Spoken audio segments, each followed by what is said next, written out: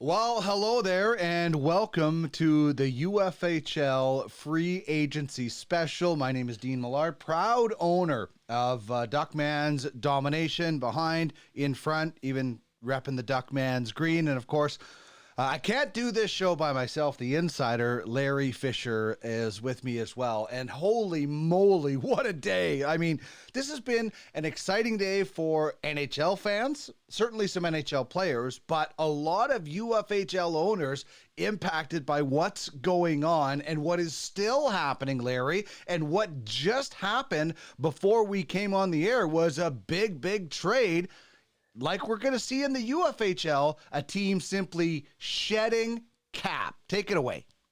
Yeah, Dean, like I said, what a day and the implications on the UFHL always. And the big thing with the UFHL is a full cap league. There are 32 franchises, 50 man list or 50 contracts, 23 active and the same cap floor, cap ceiling as the NHL. So free agency day, start of free agency this week is massive for the UFHL. We obviously have our free agent frenzy auction on Sunday where some of the newly signed free agents will be going up for auction. But to start us off, Dean, yeah, I mean, we're literally coming on the air here on Twitch on the UFSN Ultimate Fantasy Sports Network channel here on Twitch as Max Pacioretty trade breaks. The Vegas Golden Knights, we all know they had cap issues after acquiring Jack Eichel and all the LTIR juggling they had to do to try and get into the playoffs despite missing the playoffs. Now, I mean, much like Tampa Bay the year before, and you get into this offseason, and as you mentioned, some UFHL franchises, you crunch the numbers, there's franchises that are going to be over the salary cap. You want to get under that salary cap, be compliant, not get fined and not lose all your fantasy points off the start of the season. Well, you're probably going to have to put some sweetener in, or you're going to have to essentially give players away for nothing or release them to the free agent frenzy auction this weekend. But the Carolina Hurricanes, Don Waddell and Tom Dundon, they do business a little differently in Carolina. We all know that. They let Tony DeAngelo explore his options. He ends up getting a $5 million deal in Philadelphia. And they let Vincent Trocheck walk. He ends up signing with the Rangers. Nino Niederreiter's out there in free agency. Basically, they didn't bring back their free agents. They just said, you guys go to market, test it out. We'll sit back and watch. And they're not watching today, Dean. They're wheeling and dealing. They acquired Brent Burns earlier in the day from San Jose. Gave up, next to nothing in that deal. No offense to the players that are going the other way, but not the kind of package you would expect Brent Burns to fetch. Another kind of cap dump for San Jose. Don't know if they're going to buy out Marc-Edouard Vlasic this summer, but they were able to move Brent Burns nonetheless.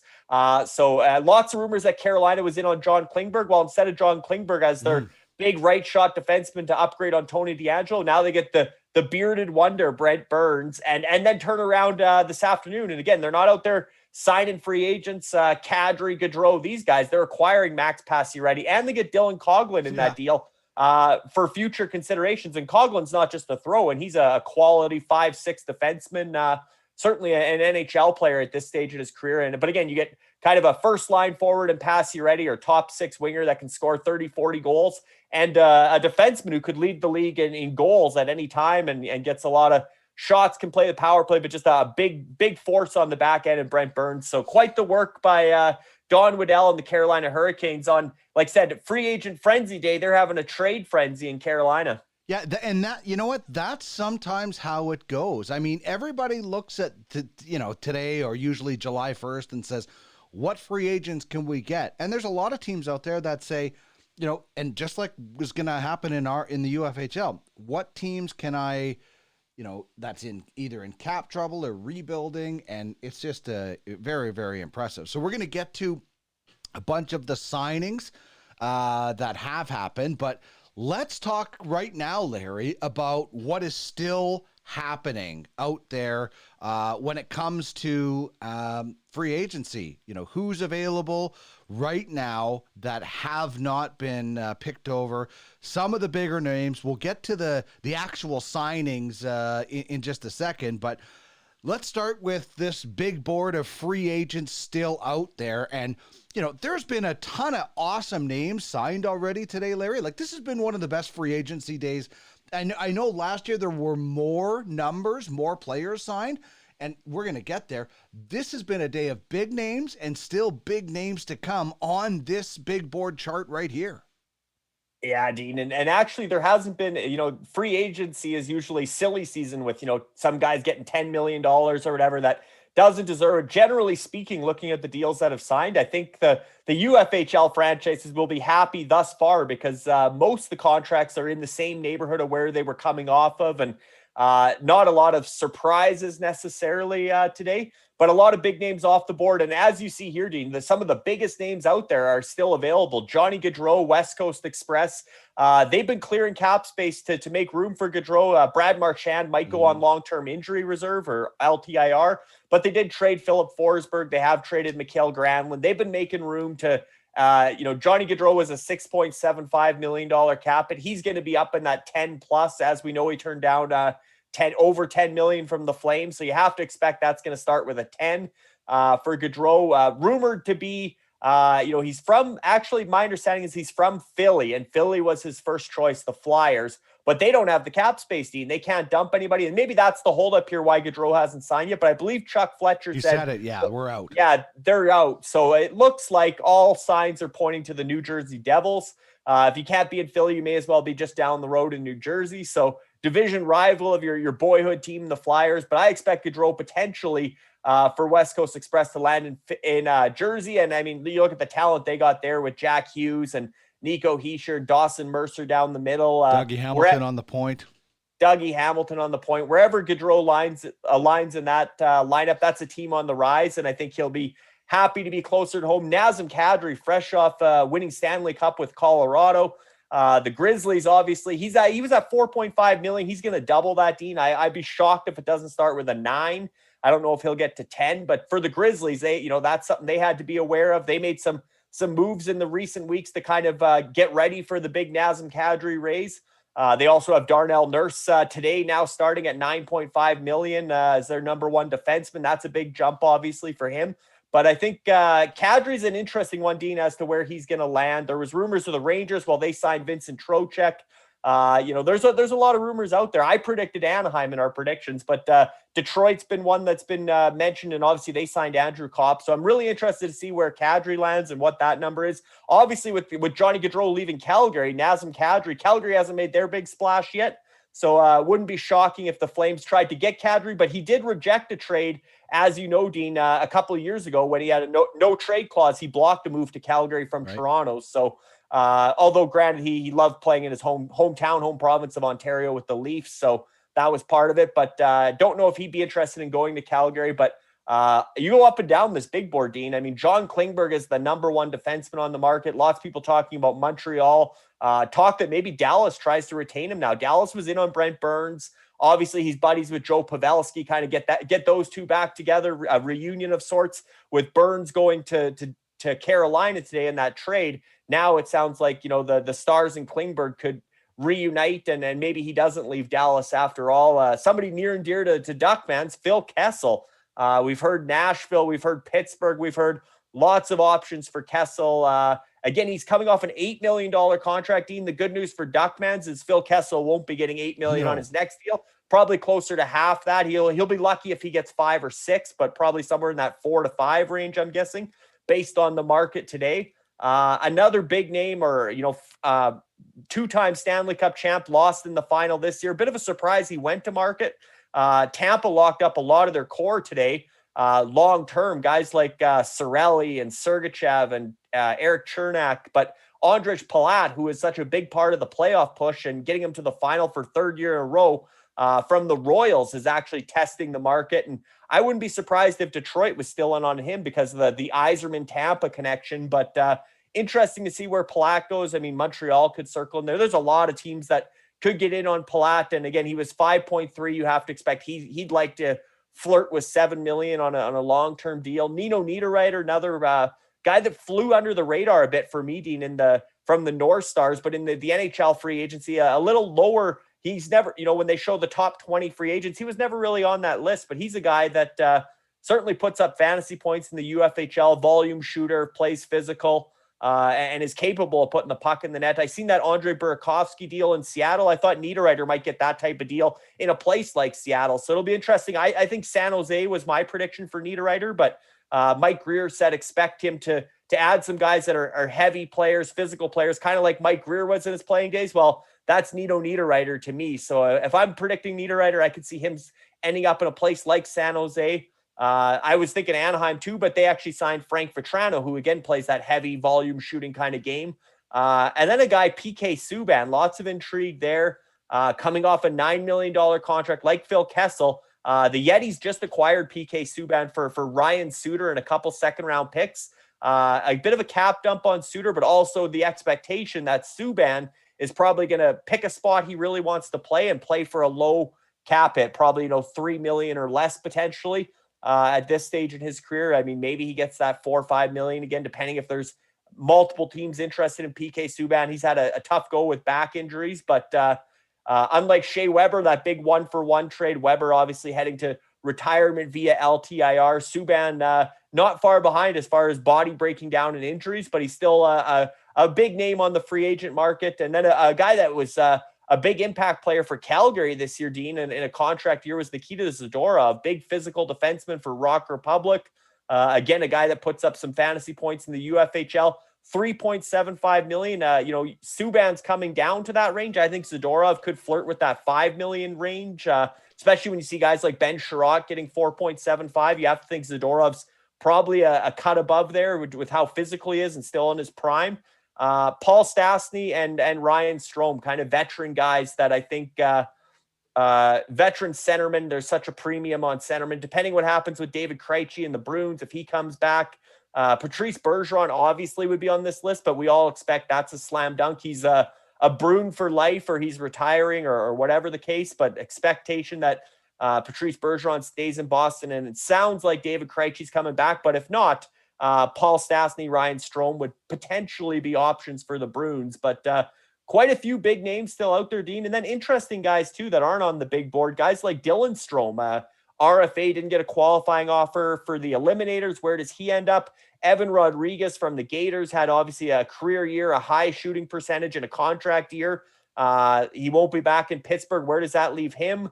He's good buddies with Jack Eichel. Vegas has cleared some space. Could they bring him in? Who's looking at guys like Danton Heinen? Some of these RFAs that weren't qualified, right? Danton Heinen's from Duckmans, Sonny Milano from the Assassins, Sam Steele, a guy that was under $1 million. I think his qualifying offer is over $1 million, but he made less than $1 million last year for the Tornadoes. He didn't get qualified. Neither did Rudolph Balcers from the Godfathers. And then a guy like Yanni Kukkonen from New Jersey, they bought him out at $1.8 million. A guy that looked like he had so much promise. I know the North Stars, Dean, actually said prior to last season, he's one of our 2 franchise players. You're going to have to overpay to get Yanni Kukkonen because he was looking good with Jack Hughes to finish the season before. A year later, he's bought out and hasn't found a home yet to this point in free agency. But quite a big board. Obviously, the big names, Gaudreau, Kadri, and Klingberg at the top. All right. Let's say hello to everybody watching, by the way, joining us here on Twitch. Mooch chiming in. Let's go. And Mooch is one of our good friends from the New York area that loves Canadian sports television. Like, he was so surprised at the actual coverage today, and it's pretty amazing when you think about it. I mean, it is one of the biggest days of the year for Canadian sports fans. What he was also surprised about is how small and how low these guys get paid as compared to the other sports, which is just because it's one of the smallest of the big 4. So anyway, hello to everybody. We'd love to hear your thoughts. Chime in with us on the chat here as we go. And that was a look at the big board of guys that are still out there. And we talked about this trade that just took place, Max Pacioretty. And Dylan Coughlin, I believe was the other piece, going to Carolina for future considerations. This has been a moving day of big names, and we just went through some of the big names that aren't there. Now, when you're a fan and you're watching and you're saying, oh, wow, this team cleared out, my team cleared out this, and they signed this guy, it's one thing. When you're an owner of a professional fantasy franchise or a GM in a professional fantasy franchise, you look at this stuff so much differently. And I'll just tell you, from our point of view, we are, as Duckman's Domination, ecstatic with the signings. And I haven't even checked to see if anybody else, but just the Kemper signing that we're going to get to, and Mark Stahl's signing, which is a minor signing, but is going to be so important down the road when you need those, it's basically almost like an entry level contract. It's so low. So this is what you're loving or hating, depending on who you are. I mean, like that Burakovsky contract, that's a really good contract if he was still in Colorado. I'm a little bit concerned that we're going to see the numbers dip like we've seen other players in Seattle. But it is quite interesting to see it all. Do you want to get to our predictions now of what we thought was going to happen and then get into what has actually happened?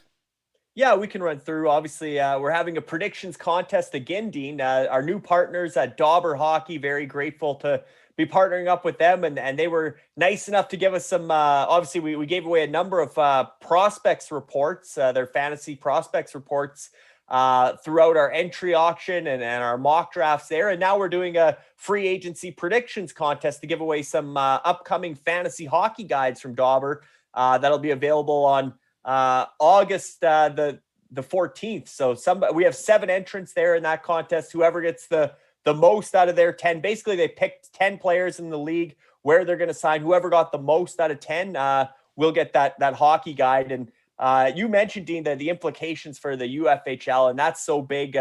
We talked about Max Pacioretty of Dynasty and Brent Burns of the Battle Hawks, and how do those change of sceneries impact their fantasy stock in the UFHL is always such a big thing, almost as much as the contracts, is where are they going to play and what's their situation going forward. You mentioned Mooch being here with us, Dean. His Red Wings, he just became a fan of the Red Wings this offseason. Since the Cup, he announced he's a Red Wings fan. They were busy today. They would go out and sign Andrew Kopp and David Perron and Dominic Kubalik and Ben Sherratt, and they previously traded for and signed Ville Husso, and Steve Yzerman's been one of the busiest GMs, so no shortage of entertainment for Mooch. And he did make the joke, Dean, that the top end free agents, the guys that are at the top of our big board that we're thinking, wow, this is big money in hockey. Mm-hmm. They're getting paid like a middle infielder in baseball or a reserve bench player in the NBA, right? So hockey's not on that same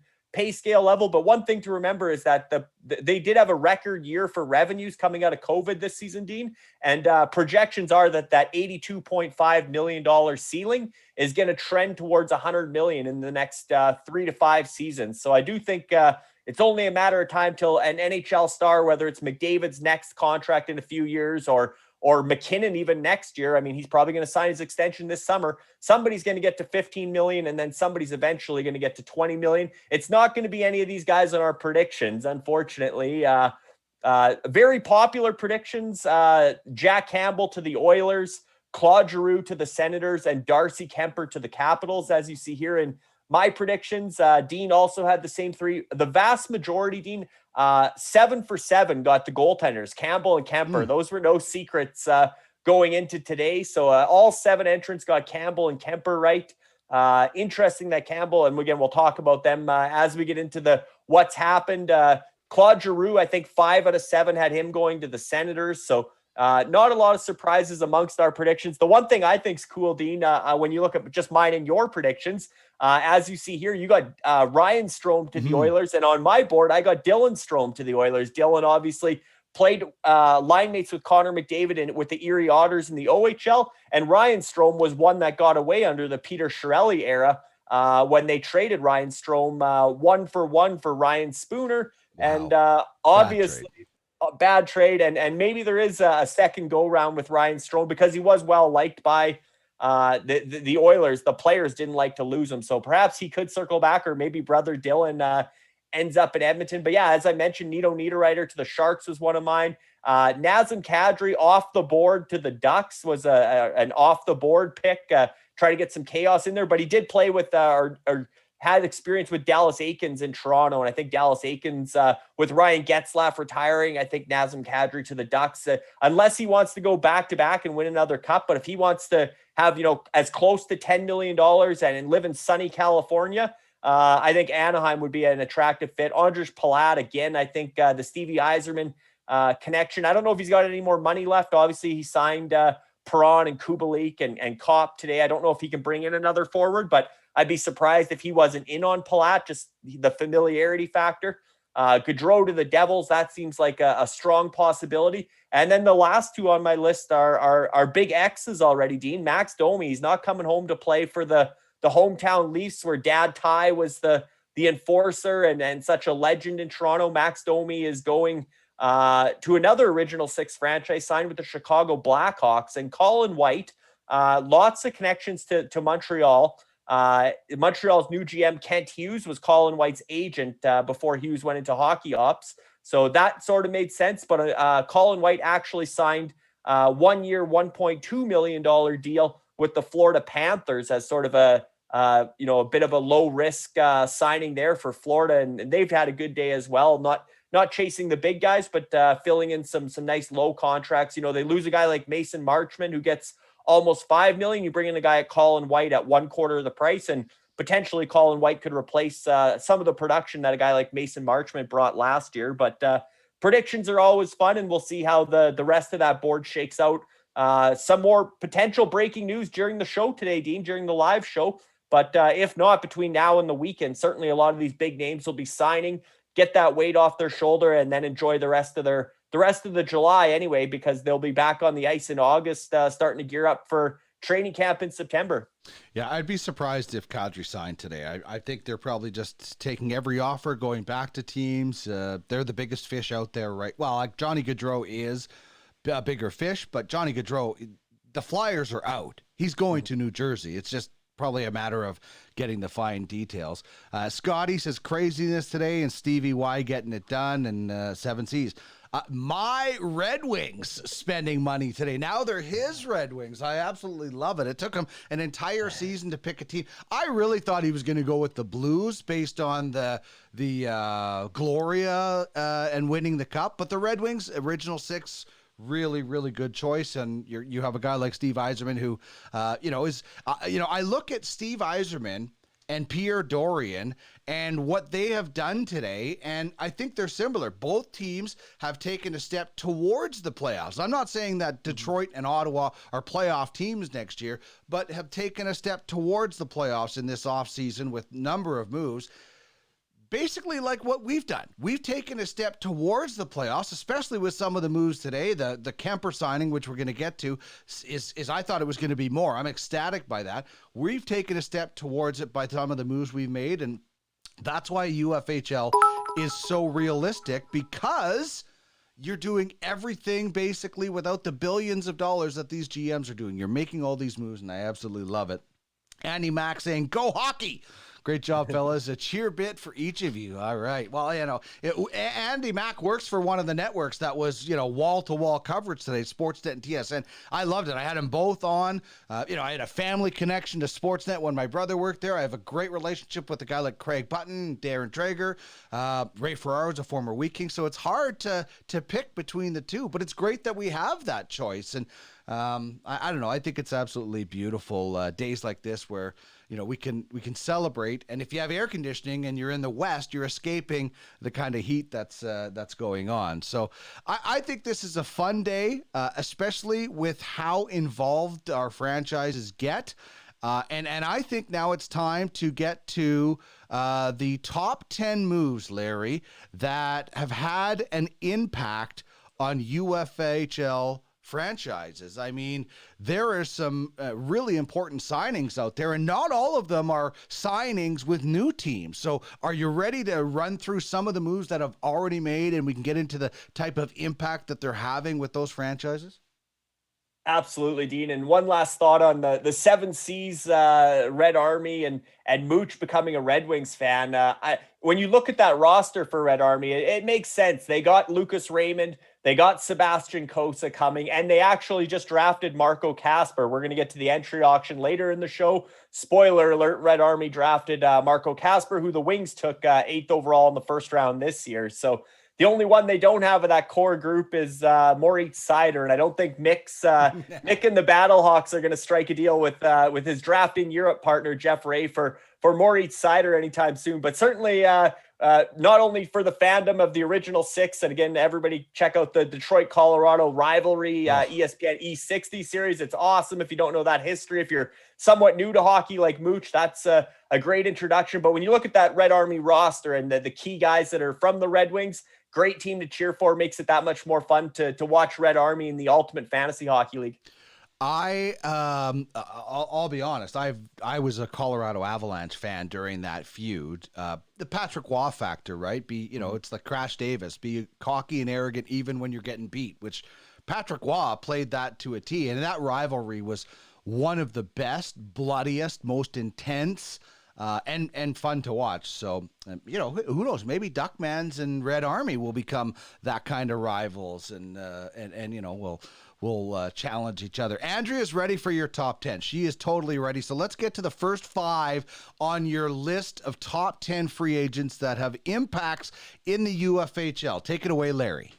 And Dean, you mentioned the top 2 actually got done last night, and they didn't leave. They returned to the franchise that the only franchise of Jenny Malkin has ever known. He was, report came out he was going to test the market, and I'm sure there were teams lining up to throw 8, 9 million, maybe even 10 million at Evgeny Malkin. For sure, he would have got the 8 number, I'm thinking.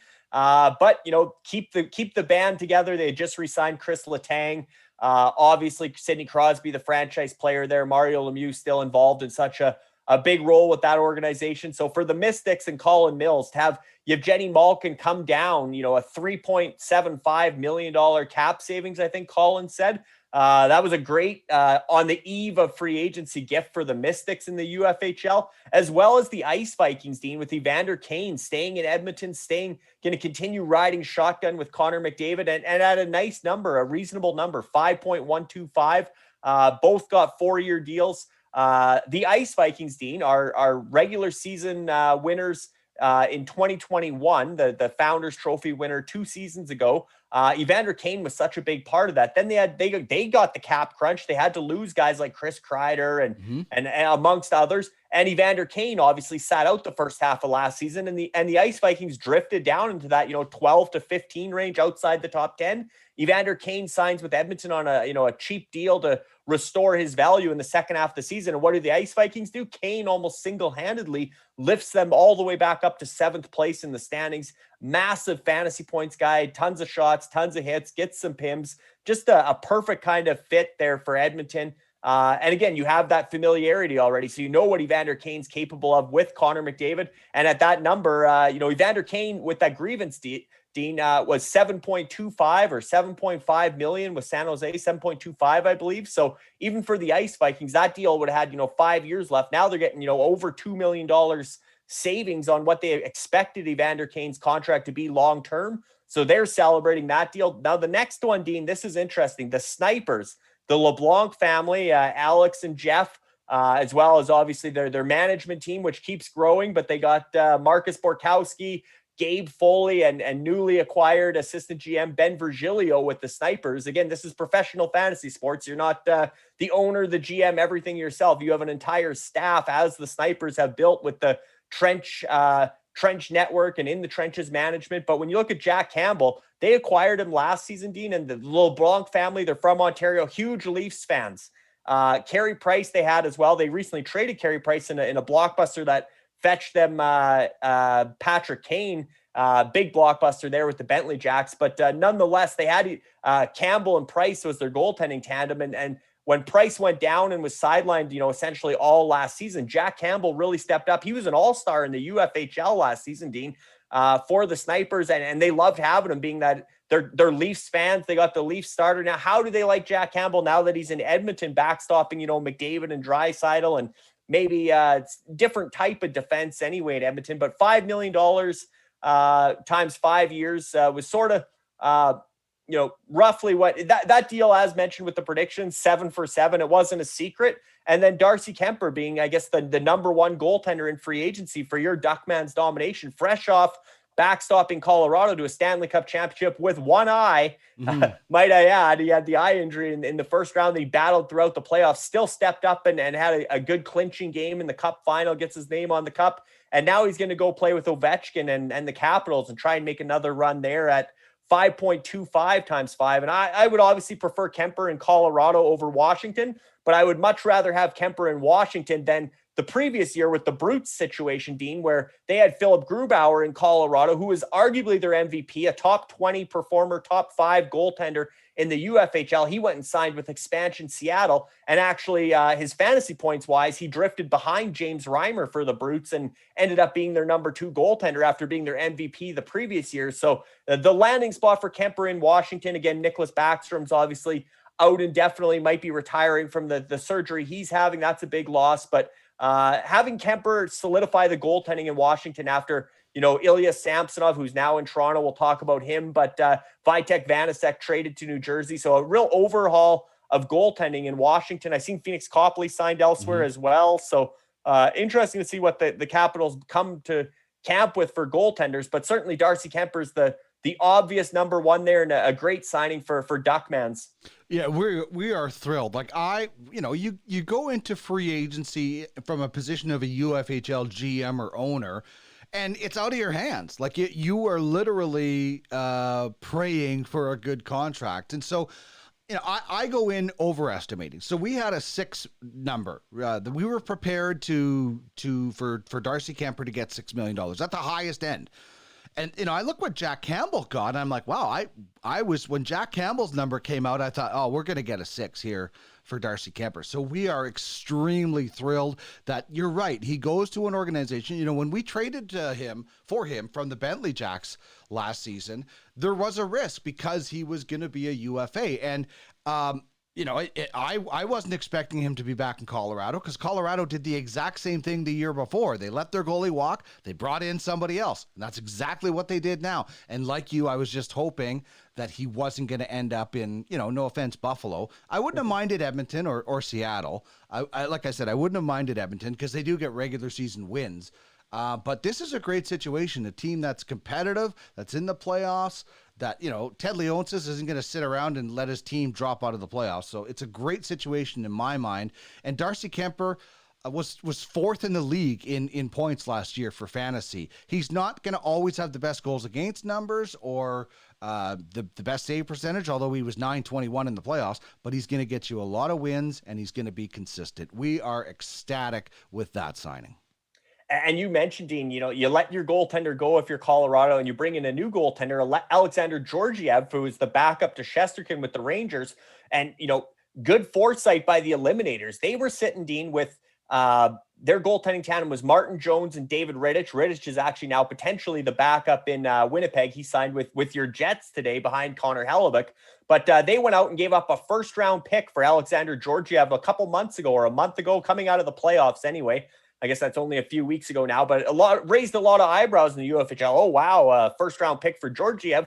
Now, all of a sudden, him and Frank Coos or Pavel Francois are going to battle it out for the starting job in Colorado, and Georgiev might be the go-to guy there potentially, depending how that crease shakes out for the Avs. But great foresight for the Eliminators, and Georgiev re-signed just prior to free agency at a $3.4 million cap hit. So now they have, Martin Jones and David Rittich potentially out of their crease. And they also acquired a guy like Logan Thompson, who well from the Brandon Wheat Kings, who, depending what happens with Robin Lehner, down the stretch, Logan Thompson was the starter in Vegas and got a lot of good NHL experience in. So he'll probably be on the big club there in Vegas. So all of a sudden you go from Martin Jones and David Rittich to Alexander Georgiev and Logan Thompson. If you're the Eliminators, you're pretty happy about that the change in goal there. And you see Claude Giroux going home to Ottawa, Dean, from the Gators, down to $6.5 million for his cap hit. So a little bit of relief there. But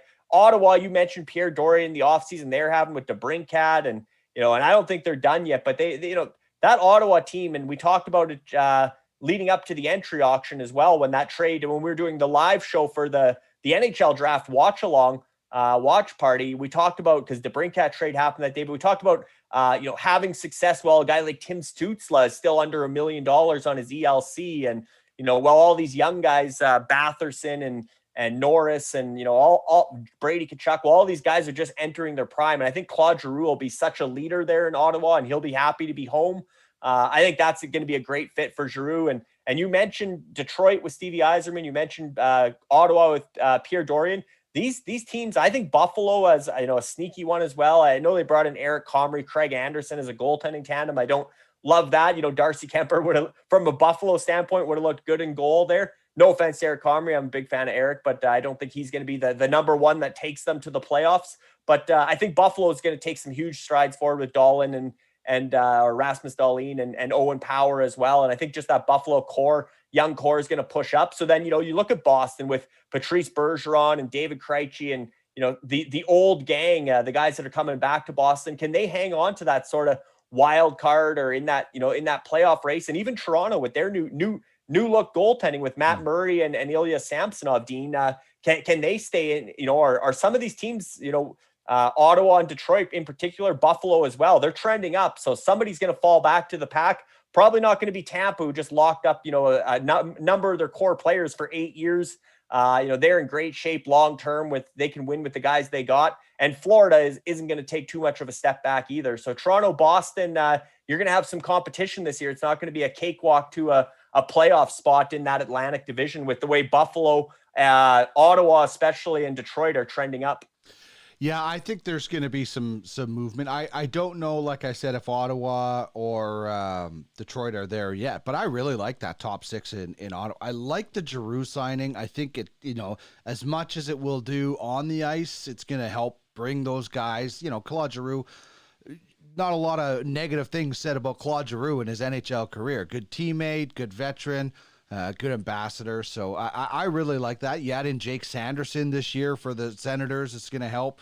Buffalo signing every goalie except for UPL. So from a Duckman's perspective, I'm expecting UPL. We were looking into the season saying it's going to be our backup goalie behind Kemper. Well, he now has to battle Eric Comrie and Subban and Craig Anderson to get some crease time. So Buffalo is getting as much goaltending depth that they can, and I don't blame them. And then they'll see who wins. Who's going to be. It's not Craig Anderson, obviously, but can one of these guys take the mantle? And maybe this is a way to push UPL to say, hey, you're not just going to be given the backup job. You're going to have to work for it. And then you mentioned the goaltenders in Colorado. Jonas Johansson signs back in Colorado as well, who he originally was, and then they lost him on waivers. So, teams are going into some goaltending by committee approaches. One is the Stanley Cup champion. The other is at the bottom of the barrel in the Buffalo Sabres, but kind of both taking the same approach. I mean, are you looking? I'm not confident in the Colorado Avalanche goaltending this year compared to last year. The drop from Grubauer to Kemper wasn't a drop. The drop from Kemper to what they're going with now, I think Georgiev has potential, but I wouldn't be exactly confident if I was an Avs fan. Yeah, and I think they don't think Justice and Noonan is too far off. He's their goaltender, the future goaltender in waiting. He was really good in the AHL this season. I think if Frank Hughes and Georgiev were to falter, I think they think and Noonan's close to being ready, and he obviously was a standout for Finland at the World Juniors. Another Finnish goaltender like UPL, and that Buffalo goaltending, Dean, is fascinating to me. Fellow UPL owner in a dynasty league, so something I pay close attention to because they also have Eric Portillo in Michigan and Devin Levi in Northeastern, two of the top goaltenders in college hockey. They're going back to play college, but they're going to they have to sign next year. They go UFA. At least Portillo does. So, they got those two coming in. And guess who took the first goaltender off the board in the NHL draft this past week? Buffalo. They took Tobias Leinonen, another big, almost a clone of UPL, 6'5" Finnish goaltender. Big surprise that Buffalo with Ukko-Pekka Luukkonen, UPL, Eric Portillo, big Swedish goaltender, and Devin Levi, backstop Canada to World Junior gold that they acquired for Sam Reinhart as a key piece in that trade to be their their 3 goaltending prospects, and they step up early in the second round when nobody expected a goaltender to go in the top 50. They step up and take the big Finnish goaltender Topias Linonen. So Buffalo's got goaltending depth, but what are they doing? Who's going to be emerge out of those 4 to be the future goaltender in Buffalo, assuming that, Craig Anderson's now for sure in his last season. He's older than Mike Smith. And obviously Eric Comrie, a 2-year deal there, but he's going to be sort of the gatekeeper for whoever becomes the next goaltender, kind of like what Detroit did with Ville Husso, signing him to a 3-year deal. Alex Nedeljkovic there in Detroit, but they're just keeping the seat warm for Sebastian Cossa, providing he rebounds from an up and down year with the Edmonton Oil Kings. I say up and down year, but Sebastian Cossa gets a shutout in the WHL championship clinching game. But he wasn't the starter at the World Juniors, didn't have a great year. But here you see more goaltenders, Dean, of interest. And you talk about a franchise that doesn't have a backup goaltender in the UFHL, Blades of Steel. Now all of a sudden their franchise player is Austin Matthews. And now all of a sudden they have the Leafs goaltender potentially in Ilya Samsonov. And I love that signing for Toronto, Dean. I was shocked that Washington, I think they just needed a change of scenery, but they didn't qualify Ilya Samsonov, who was a top 20 or top first round pick a number of years ago with all those awesome Russian goaltenders, Vasilevsky, Shesterkin, Sorokin, the list goes on and on. Ilya Samsonov as a first round pick was supposed to be one of those. A bit of a reclamation project for Toronto, get their goaltending coach working with him. But to me, that's a perfect gamble after you do an even bigger gamble by letting Jack Campbell leave, who was so good in that playoff series against Tampa, including Game 7, save for save with Vasilevsky. And such a guy with his interviews and his press conferences, you just thought Jack Campbell was, a Leaf for life, right? He just seemed like everybody loved him, and they picked him up when he had a bad game, and he took all the blame on himself. Just like I said, great teammate. Shocked that they let Campbell go and that they trade for Matt Murray. And again, this is sort of the hill that Kyle Dubas could die on now with Matt Murray. He loves his former Sault Ste. Marie Greyhounds. That's where he came up from, as did Sheldon Keefe. Dubas was the GM there. Keefe was the coach with Sault Ste. Marie. When Matt Murray was the goaltender in the OHL with the Greyhounds. And obviously, Matt Murray had success, won some cups in Pittsburgh, but has struggled lately. They acquired Matt Murray. But the insurance policy, or the gamble number 2, if Matt Murray's gamble number 1, is Ilya Samsonov. And when you step back and look, hey, you got Matt Murray and Ilya Samsonov. As of today, they're both question marks. But a year ago or 3 years ago, you'd be drooling over that goaltending tandem of Murray and Samsonov. And at the price, they're combined under $7 million, $6 million, $6.5 million. So I like what the Leafs did in goal. And then you look at Blades of Steel again. They're excited probably about Samsonov, but now another Leaf that they had on their roster, Ilya Mikheyev, is no longer a Leaf. He's on his way to Vancouver. Signs a pretty big deal, pretty big cap hit with the Canucks. But I really like that move for Vancouver, Dean. Again, he's not that proven, but they just signed Andrei Kuzmenko out of the KHL. Who better to learn from than a guy like Ilya Mikheyev, who's just such a hard worker? And you got another young Russian there in Vasily Podkolzin, who's also a real grinder, wins board battles, awesome on the cycle. I think between Mikheyev and Podkolzin, they'll really help acclimatize Andrei Kuzmenko to North American hockey. And all of a sudden, Vancouver was all about the Swedes when the Sedin twins were leading the franchise, and Edler on the back end. And now a Swedish GM with Patrick Alvin. They did draft a Swede in the first round again, Jonathan Lekaramäki, and obviously have guys like Nils Hoglander and Elias Pettersson. So they're not going away from Sweden, but Little Russia's emerging there too, with now Ilya Mikheyev of Blades of Steel joining Andrei Kuzmenko, who obviously was a big signing for the Grizzlies. And when you get Kuzmenko, one of these KHL veteran guys coming over, 24 years old, $975,000 cap hit, Dean, and waiver exempt. That's just gravy for the Grizzlies to have that kind of potential middle six impact player. And then obviously Mikheyev for Blades of Steel fitting in there as well. So different look for Vancouver. They didn't trade Brock Besser. They re-signed him. They didn't trade JT Miller, at least not yet. They haven't traded Connor Garland yet. And when I look at that depth chart, I might ride this out and, keep talking to Miller about an extension, but ride this out and maybe let Miller go to be, either a rental at the deadline or see what this team can do, because Miller really is the driving force offensively, even more so than Pettersson this past season for Vancouver. And I look at that team on paper, I think, they could make some noise in the Pacific, especially with Calgary losing Johnny Gaudreau, potentially trading Matthew Tkachuk, as the rumor mill has it. If Calgary takes a step back, I wouldn't be surprised if Vancouver takes that step forward next season if they decide to hang on to JT Miller. All right, let's check in with the chat. Everybody joining us here on Twitch, we appreciate you all joining us here, and we have a ton of great content coming up throughout the summer and getting into the fall.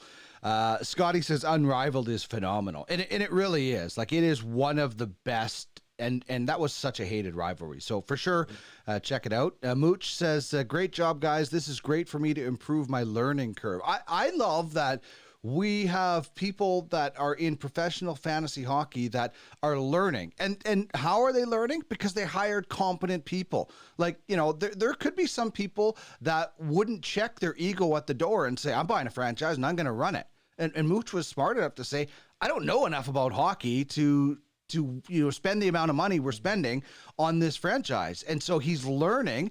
Maybe someday he'll pull the Jerry Jones and become the GM and the owner. I'm not really sure. I think his franchise is in terrifically capable hands, but he's learning as he goes, and something like this is hopefully helping him out, so that's good. Tony says, hey guys, looking good today. Maria, yo, and UFF Sorts, thanks for doing this, love you. Well, this is fun. Like, this is what we would be doing on Telegram anyway. We're all doing this all day on Telegram anyway. We might as well be doing it here. We're throwing a few graphics and some fun stuff like that. Martin Jones, speaking of goaltenders, signs in Seattle as well. $2 million deal, 1 year. Seattle obviously didn't get the goaltending it was envisioning last year, so they bring in Jones on that. And Tony says Mooch owns more teams than Jerry. He does. He said he's never pulling a Jerry Jones. That's probably a smart thing. His franchise is in good hands. Yeah, obviously with Jeff Ray of Drafting Europe, Jeff, big time scout. He was the director of scouting for that franchise when Luc Grenier owned Red Army and won the Klein Cup, the playoff championship in 2021. Went out on top, sold to set. That was the introduction to Seven Seas. Mooch came in as strictly as an investor.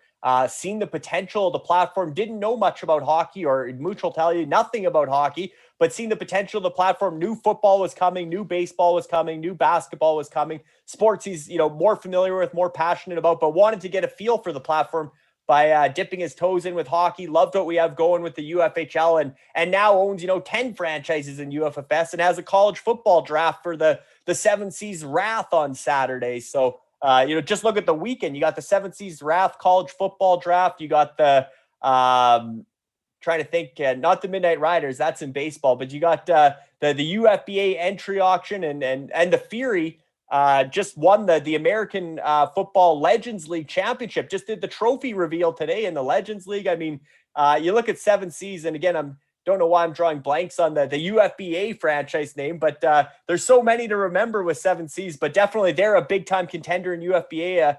The Skyhooks, there we go. The Skyhooks, yeah. And Mooch is the GM there. That's his baby with basketball. I think his daughter helps him with the UFWBA franchise as well, and probably the UFBA. But he says Jeff Ray is my main man in the UFHL, and obviously Jeff has Andrew Grover helping him as assistant GM, and they got a good thing going there with Red Army, the young core. But you look at the rest of this board.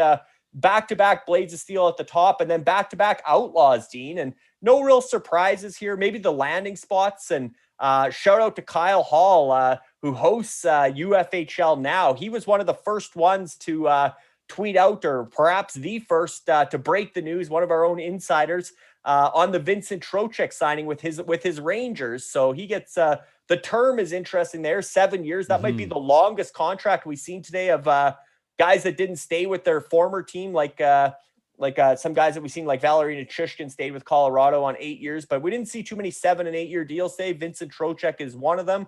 And then we mentioned Kyle Hall helping break that news for the Rangers. Shout out to Ash Glover as well, Dean. He was the first one that I seen on Twitter that had the Pacioretty and Coughlin trade to Carolina, even before Elliot Friedman and the insiders. Ash had put it out. I mean, when you get to that breaking news moment, it's a matter of 30 seconds, a minute, 5 minutes, who had it first. But I definitely seen Ash Glover was one of the first ones in my feed that tweeted it before Elliot Friedman had it. So Ash Glover, we all know, is a scout for the WHL's Medicine Hat Tigers. That's his career path, but he's certainly active in the the UFFS scouting side as well. Like I said, just yesterday, he signed the 5th overall pick from the QMJHL draft and the 2nd overall pick from the CHL import draft. So, and he already had Adam Sikora, the 1st overall pick from the import draft, Dean. And what a cool story that was, that his Medicine Hat Tigers, 9 months later end up drafting Adam Sikora. But when you look at Trocheck and Kopp for the Outlaws, exact same matching cap hits. I mean, it's almost like the Outlaws signed them, right? Hey, here you guys go. You're our 2 top free agents. We're going to give you matching contracts. But no, in the real world, they get the exact same amount of money, 5.625. Trocheck with the Rangers and Kopp with Detroit.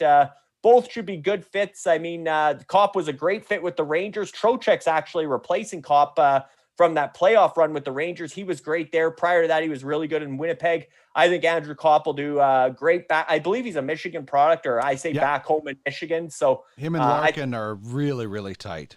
Yeah, so I think that'll be a good fit there with Detroit as kind of a 1-2 punch down the middle for now.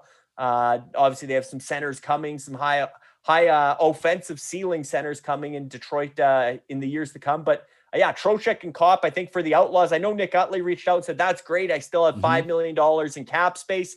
Glad they signed on the first day of free agency, so I get my cap picture for the Outlaws sorted a little easier. And then Nick goes on the trade block and says, hey guys, I still got, room, who needs to cut a $5 million player? I got the room now. So the Outlaws happy with both those deals. And in similar fashion, Dean, the Grizzlies with Frank Vetrano, they just acquired, Andrea Kranich just acquired Frank Vetrano here last week in a bit of a blockbuster trade. I'm just going to bring it up because I don't have it off the top of my head here, but it was a sizable trade, and it looked like maybe it was a cap dump. So yeah, they traded Jaden Schwartz, who obviously probably the best player in the deal, as well as Patrick Hornquist and Brandon Duhaime to the Bentley Jacks. They got back Jordan Greenway and Frank Vetrano, and actually Jordan Martinick, who's since been flipped to Duckmans. But when you look at that trade, Schwartz and Hornquist are bigger names than Greenway and Vetrano, but they couldn't afford, with Kadri potentially getting 10 million or 9.5 or whatever he's going to get. They knew they had to create that cap space ahead of time so that they don't get caught in a Vegas situation where you're over the cap and now you got to give away Schwartz for nothing. Instead, you trade Schwartz and you get back Greenway and Vetrano. And now Frank Vetrano lands at a nice cap hit, $3.65 million, 3 years with Anaheim. I think that'll be a good fit for him as, again, another one of those volume shooter kind of players. And, the Grizzlies have been doing cap management all along to prepare for the inevitable Darnell Nurse going to $9.5 million as of today. That's such a big jump and a big cap hit for their number one blue liner. And obviously Kadri's probably going to get a similar cap hit. They already have Leon Draisaitl at $8.5 million. There's only so much Connor Hellebuyck in goal. There's only so much cap space to go around in the UFHL, just like the NHL. So earlier we saw them trade a guy like Adrian Kempe in the midst of a big breakout year for Ryan Hartman with a little more cost certainty on the cap hit and term.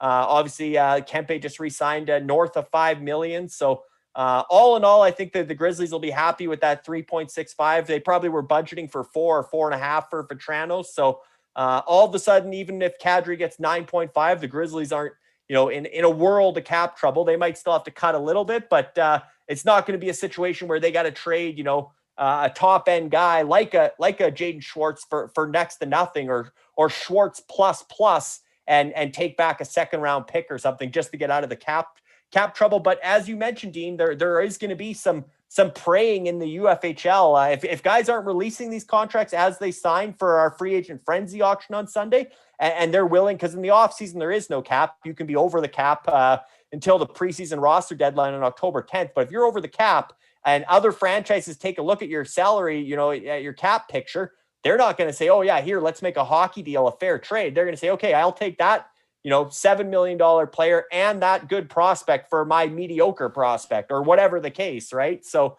the cap is so important, and the Grizzlies have done a good job managing it to this point to prepare for Kadri's big blockbuster deal, as well as obviously Darnell Nurse's big raise to become higher paid than their face of the franchise, Leon Draisaitl. Well, and that's, you just saw Vegas do that today. They gave away a good player and another piece because they're in cap hell. I mean, Kelly McCrimmon's given things away for future considerations. So, we're if we had future considerations in the UFHL, you would see that this summer. Like you're going to see teams giving away for a prospect they don't care about. And then, they, whatever it might be, or a player like we just traded for Jordan Martinook with the Grizzlies. And we traded a goalie that went back to the Czech Republic and William Lagesson. I'd be surprised if those guys are still on the Grizzlies roster at some point during this. Maybe if they have some room in the protected list, but William Lagesson is definitely probably a tweener because they need to get some more cap space. And that's exactly what you're going to see is teams giving away or very, very cheaply trying to get rid of. And if they don't, they're going to be stuck. And teams that don't realize that are going to be in trouble. Teams that get ahead of that are going to be fine. And teams that are in denial, well, I don't know what you're thinking of doing. Like when, teams that are trying to cap dump and asking for one of your best prospects, and I've talked to a few other teams that's happened to, it's just like, I don't know. I don't understand that. The term cap dump has not been, educated enough for them. So it's going to be wild. It happens every year. We got Dougie Hamilton at a decent price last year. He's got a big contract, and it'll happen to us eventually. I hope it happens to us because then that means we have a lot of really good players and we're getting to a point. So it's always going to happen. That's how good teams get better. And it's how bad teams try to stay on, or it's how bad teams get better. And it's how good teams try to stay on top.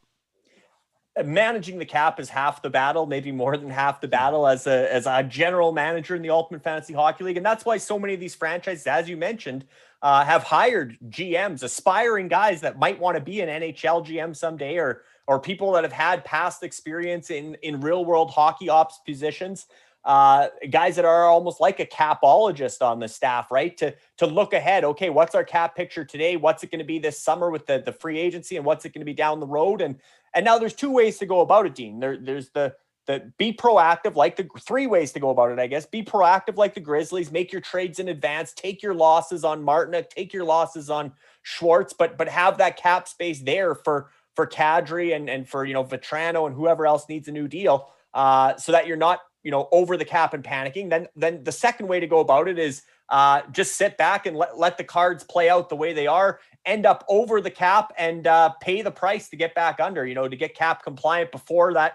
August 10th or October 10th, sorry, is a long ways away on the preseason roster deadline. You got a couple months to negotiate deals to get under the cap. Obviously, you're going to have to probably part with some sweeteners. Or the other deal, Dean, or the third route you can go is the way the Ice Vikings did last year with a guy like Jamie Oleksiak. Step back, cut your losses, right? Rather than spend all day trying to work out a trade that you're going to take a big L in anyway because you got to put sweetener in. Just the cool thing with the UFHL, because we're at the franchises in the Ultimate Fantasy Hockey League are at the mercy of their NHL counterparts for the signings and what these players are going to get and how much term and especially the cap hit. So you're sitting back and watching, but the rule we have in the UFHL, Dean, is if your player signs, if Vincent Trocheck signs for $5.625 million today, and the Outlaws are all of a sudden over the cap by $4 million, and everybody knows it, they have 24-hour window. Every franchise does before that, when that contract kicks in, when that signing happens, when the team announces it. The NHL team, you have 24 hours to decide whether you want to, obviously, you automatically retain the contract if you don't make an announcement, but you have 24-hour window, Dean, to walk away, to release that player to the free agent frenzy auction on Sunday. We haven't seen much of that today yet. Last year we did, Dean. Last year we had, Philip Deneau signed that big deal. Well, people thought it was a big deal in LA coming from Montreal. He got released to free agency. He had a great year for the Eliminators. They picked him up in the free agent frenzy. Great year for the Kings and the Eliminators. I mentioned Jamie Oleksiak, Cody Ceci when he signed in Edmonton was cut loose last year, became part of the free agent frenzy auction. So we'll see. We'll talk about that a bit later in the show, but we'll see if some more big names shake loose as these signings happen. But if not, Dean, if you don't capitalize on that 24-hour window, you got to put the work in to find a trading partner who's, especially if you're over that cap, you're negotiating from a severe disadvantage. And you said it, some people don't necessarily grasp salary dump. They think dynasty league, we get them no matter what, but you're working with a cap here and everybody can see your cap situation. It's public knowledge. So if you're over, you got to find a way under, and people aren't necessarily going to help you out of that situation. So you can cut your losses and release them to free agency, or you can trade them with a sweetener just to get back something of lesser value. So maybe the free agent frenzy auction gets a little more momentum now that we spin it that way. But for Duckmans and Bentley Jacks and some of these franchises that have a good amount of cap space still, you're hoping that they miss that 24-hour window and have to come crawling back in a potential salary cap, salary dump situation. Well, I certainly think we're going to see more of that. You know, these deals, we do have 24 hours. You know, we're going to accept, obviously, the Kemper deal. We're going to accept the Mark Stahl deal.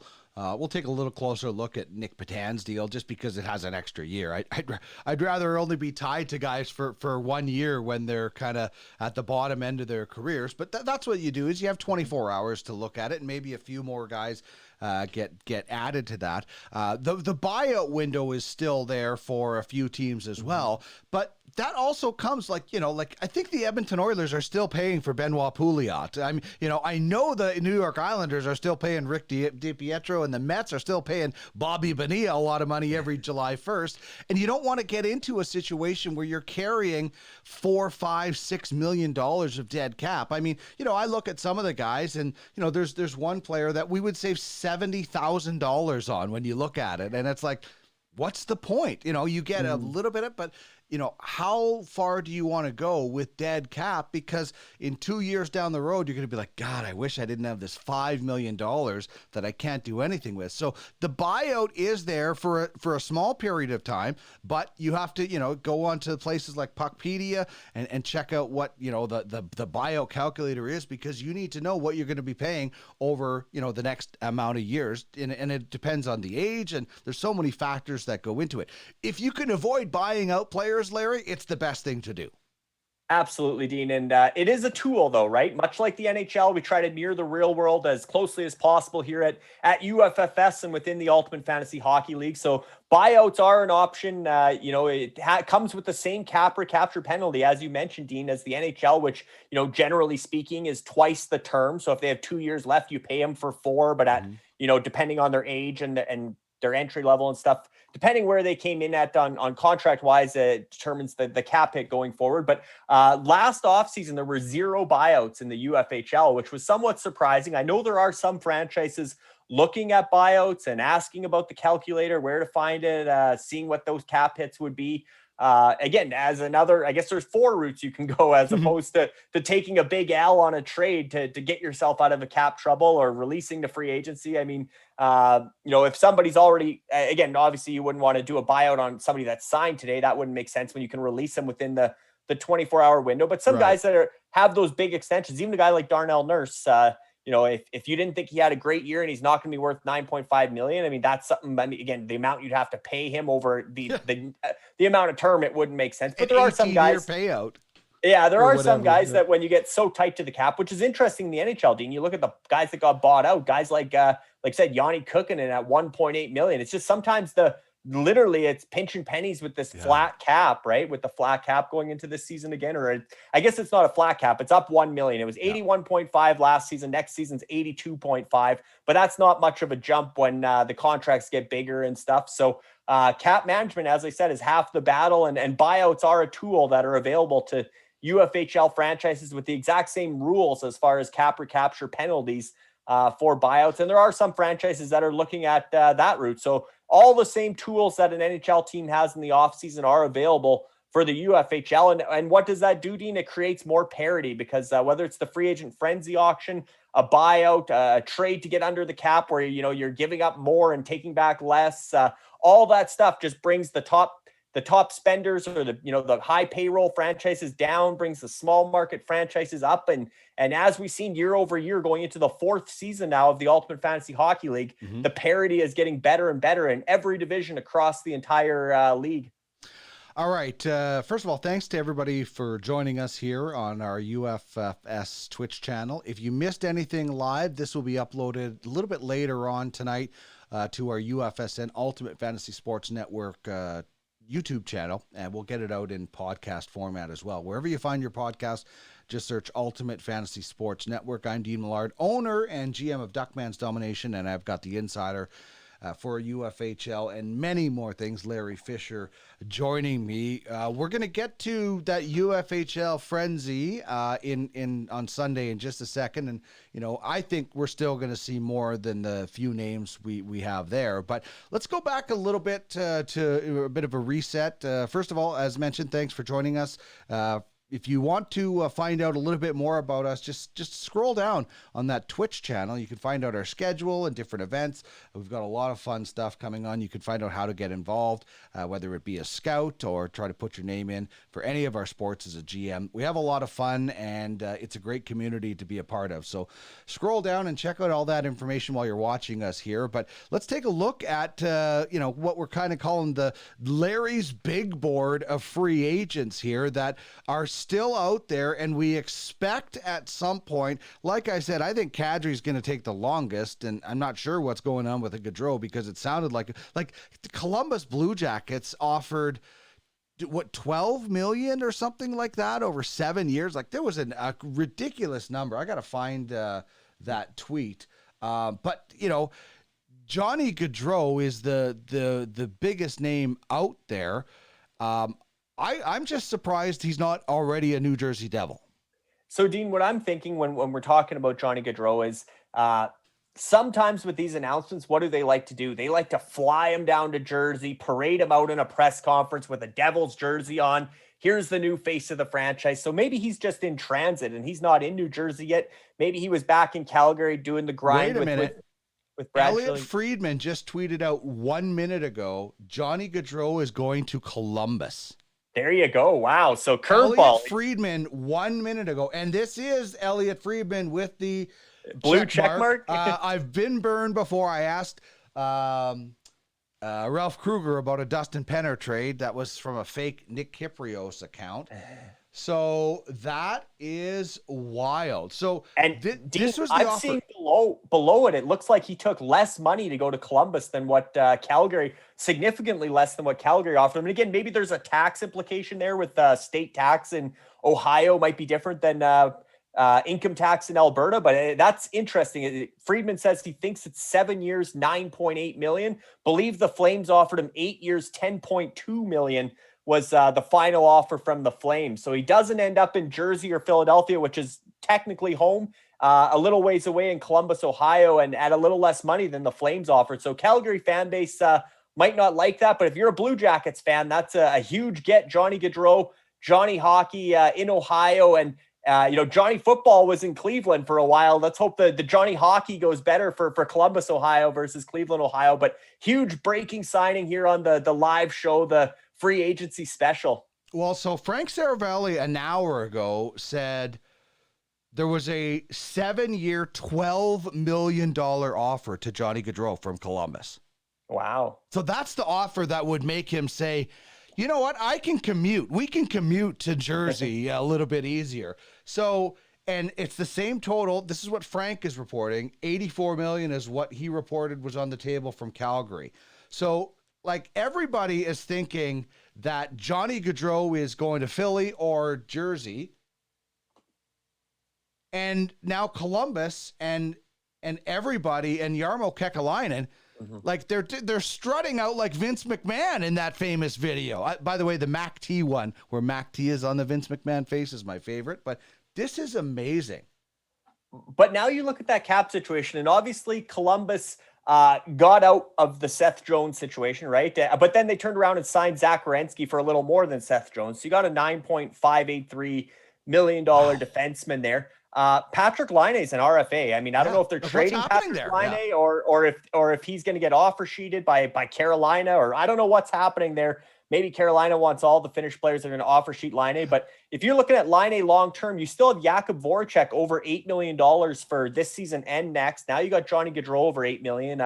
Cap space only goes so far. I mean, Kent Johnson, these young guys, Cole Sillinger, they got a couple cheap years, and you want to win while they're on entry-level deals, but they're going to need to be paid here before long too. So Johnny Gaudreau long-term at that price point with a couple years left of Voracek, with Werenski long-term. And if you want Patrick Laine to be your franchise player, it's a tough to fit them all in. So now all eyes on Laine. Did he communicate he doesn't want to be in Columbus, and now Johnny Gaudreau's the new face there, or what happens with Patrick Laine? That's wild. I mean, if Patrick Laine doesn't want to be in Columbus, then you're starting to see like what's the red flag? That's many red flags because he wasn't happy in Winnipeg. Obviously wanted out, but And Pierre-Luc Dubois is not happy in Winnipeg. So the guys that got traded for each other might not sign past RFA status or stay there as unrestricted guys there too. But I'm looking at this Columbus depth chart right now, Dean, and wow, I mean, you throw Johnny Hockey in there, oh and, my and goodness. they could use a center, a veteran center still. But when I look at that, Columbus is a team that could potentially make some noise in that Metro division when you add a 100-point player like Johnny Gaudreau, who I think just with the talent they've assembled up front in Columbus, that could be a very exciting signing for the Blue Jackets. And now all of a sudden, maybe they are a destination for free agents, because that was the knock on Columbus. Maybe that was the torts factor, but not a lot of players wanted to sign in Columbus. West Coast Express will be happy that number, if that number is true and it's under 10 million, West Coast Express, Aaron Bell, Brandon Kohinski. I know Matt Gunn's sort of an assistant general manager there as well, but I don't know if they think Columbus is a better fit offensively for Gaudreau than Calgary would have been if he stayed there, but certainly that cap hit is something they can stomach and build around. You think they're going to be happy with a $12 million cap hit? Well, I'm thinking the Friedman one, if Friedman's right. Friedman's saying he thinks it's 7 years at $9.8 million. So it's a battle now between Friedman and Saravelli. Who's right? Is it actually 12 million or is it 9.8? Because if it's 9.8, that's 400,000 a year less than what Calgary offered. Still, you're going up from what was Johnny at? He was at 6.75 or 6.5. I believe. You're going up $3 million. $3 million, but you could stomach that potentially. Now that you've traded away Philip Forsberg, who just signed his big deal in Nashville, and traded away Mikael Granlund, also of the Predators, to make room for Gaudreau. And I think that would be a deal. 12 million is steep, 9.75. If Elliott's right, then that's a deal that I think Calgary won't like, that he took less to go to not necessarily home. But again, a family decision. Johnny Gaudreau earned that right. Well, and still if he closer, wants to be, if you want to be Johnny Hockey in Ohio, where Johnny Football was drafted, that it could be a cool story for Gaudreau in Columbus. Yeah, and I don't know. Somebody reported it's 8 years. It can't be 8 years because he's Can't not be a. 8 years. It's got to be a 7-year deal. I don't know how they would do that, but wow, this is a pretty big shocker that just happened while we're live. If you're joining us here on Twitch, chime in on the chat. What do you think about Johnny Hockey in Ohio? The Columbus Blue Jackets, they basically come all I heard was Calgary, Philly, Jersey. And then all of a sudden, the Blue Jackets sneak in and steal Johnny Hockey away from Jersey. Personally, I'm not happy about that. We were really looking forward to Dougie Hamilton benefiting from what was going to happen in Jersey with Johnny Hockey going there. This is shocking. And so what does this do now for the Columbus Blue Jackets? Are they all of a sudden more attractive to other teams? Or other players, rather, sorry. For sure. And again, they were sort of, in a rebuilding mode when they traded Seth Jones, and Chicago was trying to go for it with the last 2 seasons of Kane and Taves and acquiring Marc-Andre Fleury.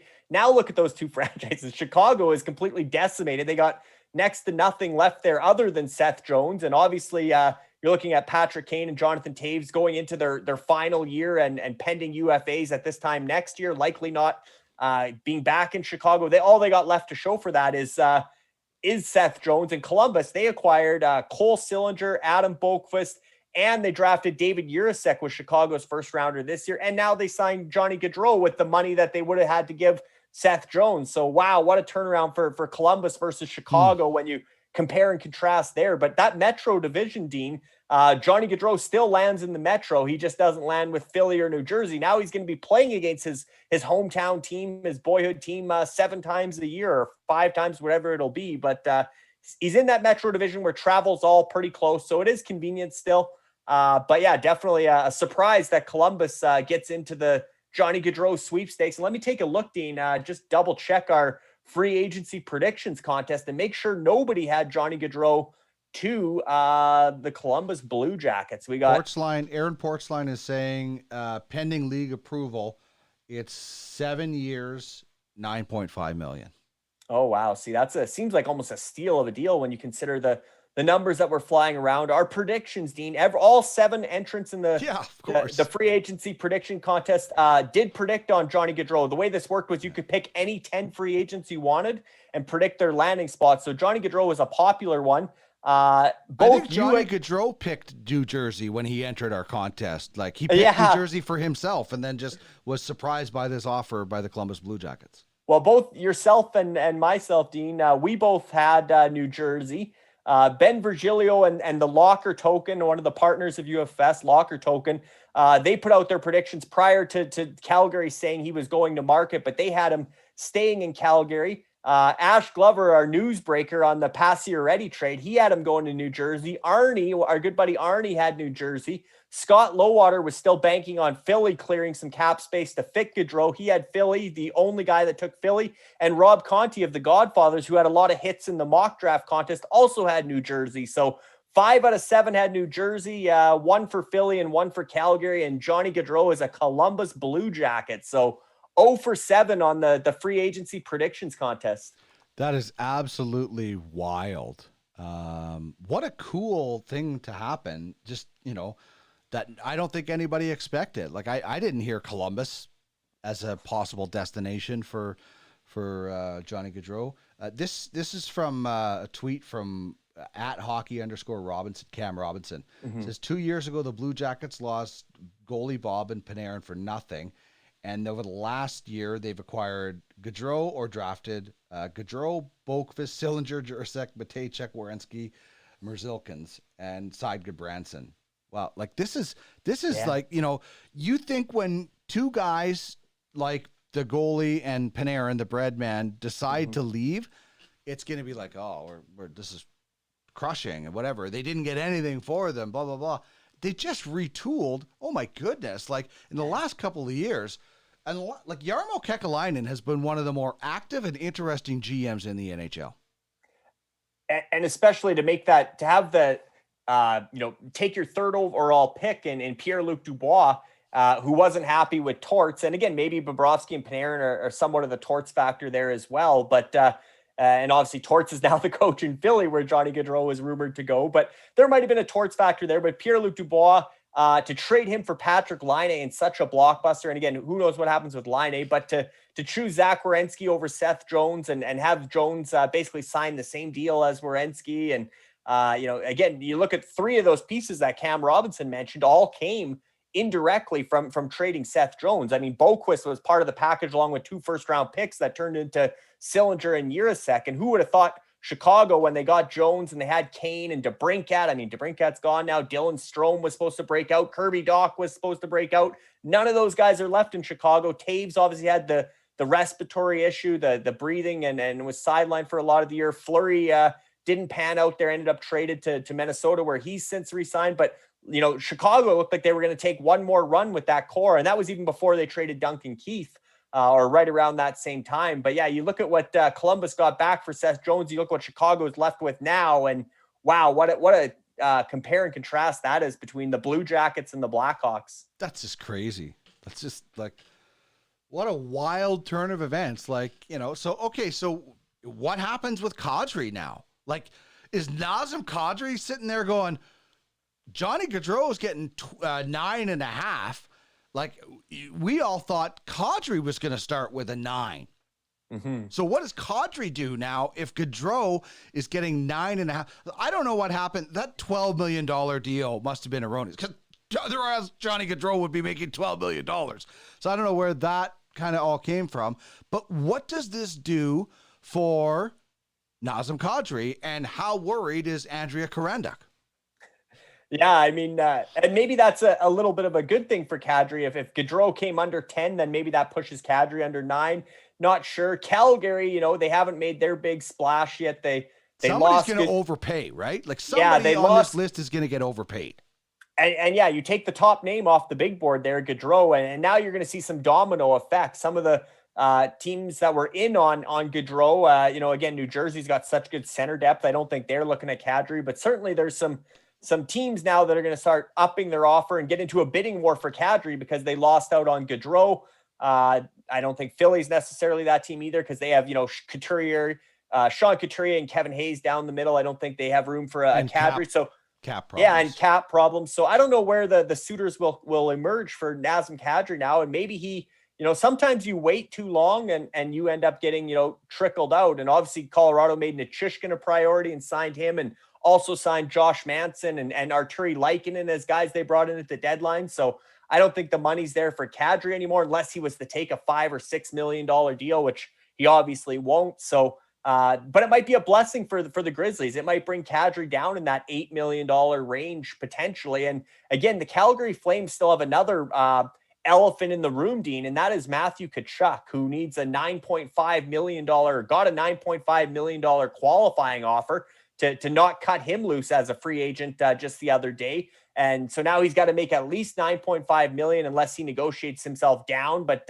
no agent will ever do that. So now you're looking at Tkachuk at 9.5. And do you bring Kadri into Calgary with, I think Kadri and Tkachuk could work well together. You still have some other good young players in Calgary, but maybe Calgary trades Tkachuk and really goes into a retool. And again, just where does Kadri land now? It's going to be interesting because everybody wants a center like Kadri, who just scored a big overtime goal in the game 5 of the Cup final to really put the stranglehold on for Colorado to win that cup, to come back and score that goal, and the playoffs he had and the season he had there. His value has got to be as there's always a premium on centers. I still think somebody's going to give Nazem Kadri, in that $9 million range. But again, Johnny Gaudreau staying under 10, that might help the Grizzlies a little bit, unless Nazem Kadri suddenly goes to the top of this big board as the highest paid free agent this summer, which again, a center with a little more size and a cup ring versus a smaller winger who really limited his options because he wanted to play in that Metro division. There might be a bigger offer out there for Kadri than what Gaudreau got, but the Grizzlies now are on. They were watching already. Now they're glued to the screen to see what happens with Nazem Kadri. And like you said, now he's the big fish, and maybe he will take the offers, and maybe he'll even go visit some of these cities and see, what the living arrangements like, the real estate, the tax situation. I'm sure he's been doing that research leading up to free agency, knowing that Colorado couldn't fit him, and his agents presented all the different possibilities and the pros and cons to each one. But he might go on a tour and visit some of these places. Who knows? Who knows? Mooch said, that happens a lot in basketball and baseball and stuff, right? The free agency takes longer to play out because they do go visits and do that stuff. I mean, they played in all those cities on the road. They know roughly what they're like. But you don't see it on the road. Like it's like when you fly into Edmonton, you see the worst of it, and then you get downtown. You saw the worst of it at Rexall. I'm going to jump off for a quick break here. Keep going if you want to. I'll be back in 1 minute, Larry. Sounds good, Dean. And it's that's quite the surprising twist there. There's always twists on free agency, always a surprise. Like I said, the free agency predictions contest, 0 for 7. Nobody had Gaudreau to Columbus. And again, I'm looking at Arnie here saying Kent Johnson, David Jiricek, we like it. And Gaudreau with Kent Johnson, they could work some magic in Columbus. And again, I'm really interested to see what happens with Patrick Laine as an RFA, because if Tkachuk's getting 9.5 and from that same draft class, Laine's probably not wanting under 8. And if that's too rich for Columbus, now that they have Gaudreau at 9.5. And like I said, they still have Jakub Voracek there over 8 for 2 more years. Potentially, Patrick Laine may have priced himself out. And we've seen what Carolina has done all day. They did sign Andre Kasha from Toronto as a UFA, a 1 year, $1.5 million low risk move there. But generally speaking, Carolina's been working the trades, acquiring Brent Burns and Max Pacioretty, which are 2 big cap hits. Don't get me wrong, but if they could somehow find the cap space, I think they would love to go back-to-back offer sheets. They managed to retain Sebastian Aho when Montreal tried to offer sheet him. Then they stole Jesperi Kotkaniemi last summer.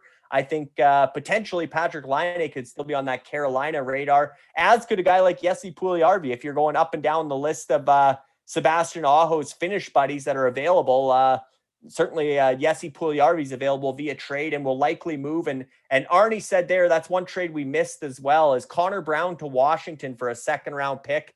Ottawa freeing up more money, Dean. Connor Brown to Washington for a 2nd round pick. There's been reports that Ottawa is not happy with their blue line. DJ Smith, the coach, I think they definitely want to add another guy. Jacob Chychrun's on their radar. It'd be interesting to see. And the Royals, Arnie would love to see Jacob Chychrun with DeBrincat and all these guys, Giroux, everybody that's going to Ottawa, Thomas Chabot obviously being there already, Jake Sanderson coming in as a impact rookie potential, like Owen Power to challenge for the Calder next year. A defenseman just won the Calder, Maurice Sider. So look for Jake Sanderson and Owen Power to be in the mix next year. But certainly with Connor Brown, $3.6 million out the door. That was a rumor, Dean. I listened to John Shannon and Bob Stauffer today when I was out getting lunch. They were talking about speculating that Connor Brown could be an Oiler for draft capital, that the Senators would then turn those draft picks into a defenseman. And they mentioned Jacob Chychrun as a target. So I don't think Ottawa's done yet, but they free up $3.6 million to potentially redeploy on a defenseman. Even a guy like, when I think of the coach, DJ Smith, and I see Nikita Zadorov out there, I think that's the kind of smash mouth shutdown defender that Ottawa, if you want to continue having the, arguably the best offseason of any team in the NHL, a guy like Nikita Zadorov in Ottawa would be a nice shutdown guy, big physical guy that DJ Smith would certainly like. But I do think Jacob Chychrun as a more of a high end guy that would fit still in their young core going forward. Chychrun or Zadorov to Ottawa. Keep an eye on that now that they freed up the cap space by moving Connor Brown to Washington for a second-round pick. Our man, Craig Button, with High Level Scouting and Duckman's Domination, saying in a tweet, "My understanding is that Johnny Gaudreau was able to sign with New Jersey, Philadelphia, or the Islanders because number 13 was not available." So, tongue-in-cheek, obviously. Yeah. But Frank Saravelli saying that it's what does he say here? It sounds like Johnny Gaudreau left somewhere between $15 and $17.5 million on the table in Calgary by choosing Columbus, depending on the final total. Not sure anyone saw that coming, except for people that thought Johnny Gaudreau wanted to go closer to home. And, Columbus isn't New Jersey or isn't Philadelphia, but it's still closer than Calgary is. And when that kind of offer comes in, that's when you have to look at it and say, how do we not? Like, we're still closer. Somebody said this would be like Connor McDavid saying, I want to go closer to home and signing with the Winnipeg Jets. It's because it's not that close, but it's still closer. You're still, in a time zone closer to your family. I just think there's so many things that go into this for hockey players. And, like I've talked to, and I know you've talked to enough guys, guys that are from the East want to get back to the East. Like, I know Johnny Gaudreau spent a bunch of years in the West, but the travel is harder in the West. And I know that Columbus isn't exactly on the East Coast, but it's still closer and still an easier travel schedule and all those things. I mean, those guys in the Atlantic Division that take trains everywhere, the guys in the West envy those guys all the time. So small things like that do play a big role. And then when you get a big offer, well, you've already told Calgary that you want to go home. You're just like, well, we'll take the money. That Metro Division has the easiest travel. I mean, obviously the two New York teams with the Islanders in Brooklyn, and then New Jersey and Philadelphia and Pittsburgh. It's all, like I said, all trains. Columbus isn't far away from that, though. Like I said, the Atlantic it's a little bit more travel, but it's all East Coast. But then you have obviously the two Florida teams and the three Canadian teams there. But if you want limited travel, and I think, be below the border is a big thing potentially for Gaudreau. And if he's got a young family, be home that many extra nights of the year to help the wife and stuff. There's always, I believe the wife is pregnant, might be their first coming up. So a lot of factors that draw you to a Metro Division team like that. But we were talking about the Ottawa Senators there. We mentioned Connor Brown, Dean. And again, we're always spinning this back to the UFHL. And I look at Arlo Schultz and the Stingrays, probably the biggest fans of the Ottawa Senators going forward. Alex DeBrincat traded to Ottawa. He's a Stingray. Cam Talbot yesterday traded to Ottawa. He's a Stingray.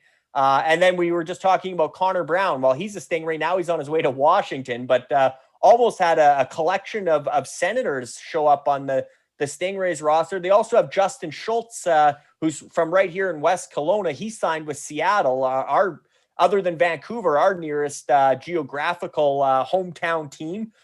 Justin Schultz, now a member of the Seattle Kraken and kind of an offensive two-way guy on their blue line. I think the Stingrays threw Justin Schultz on the trade block as soon as they saw his new cap hit.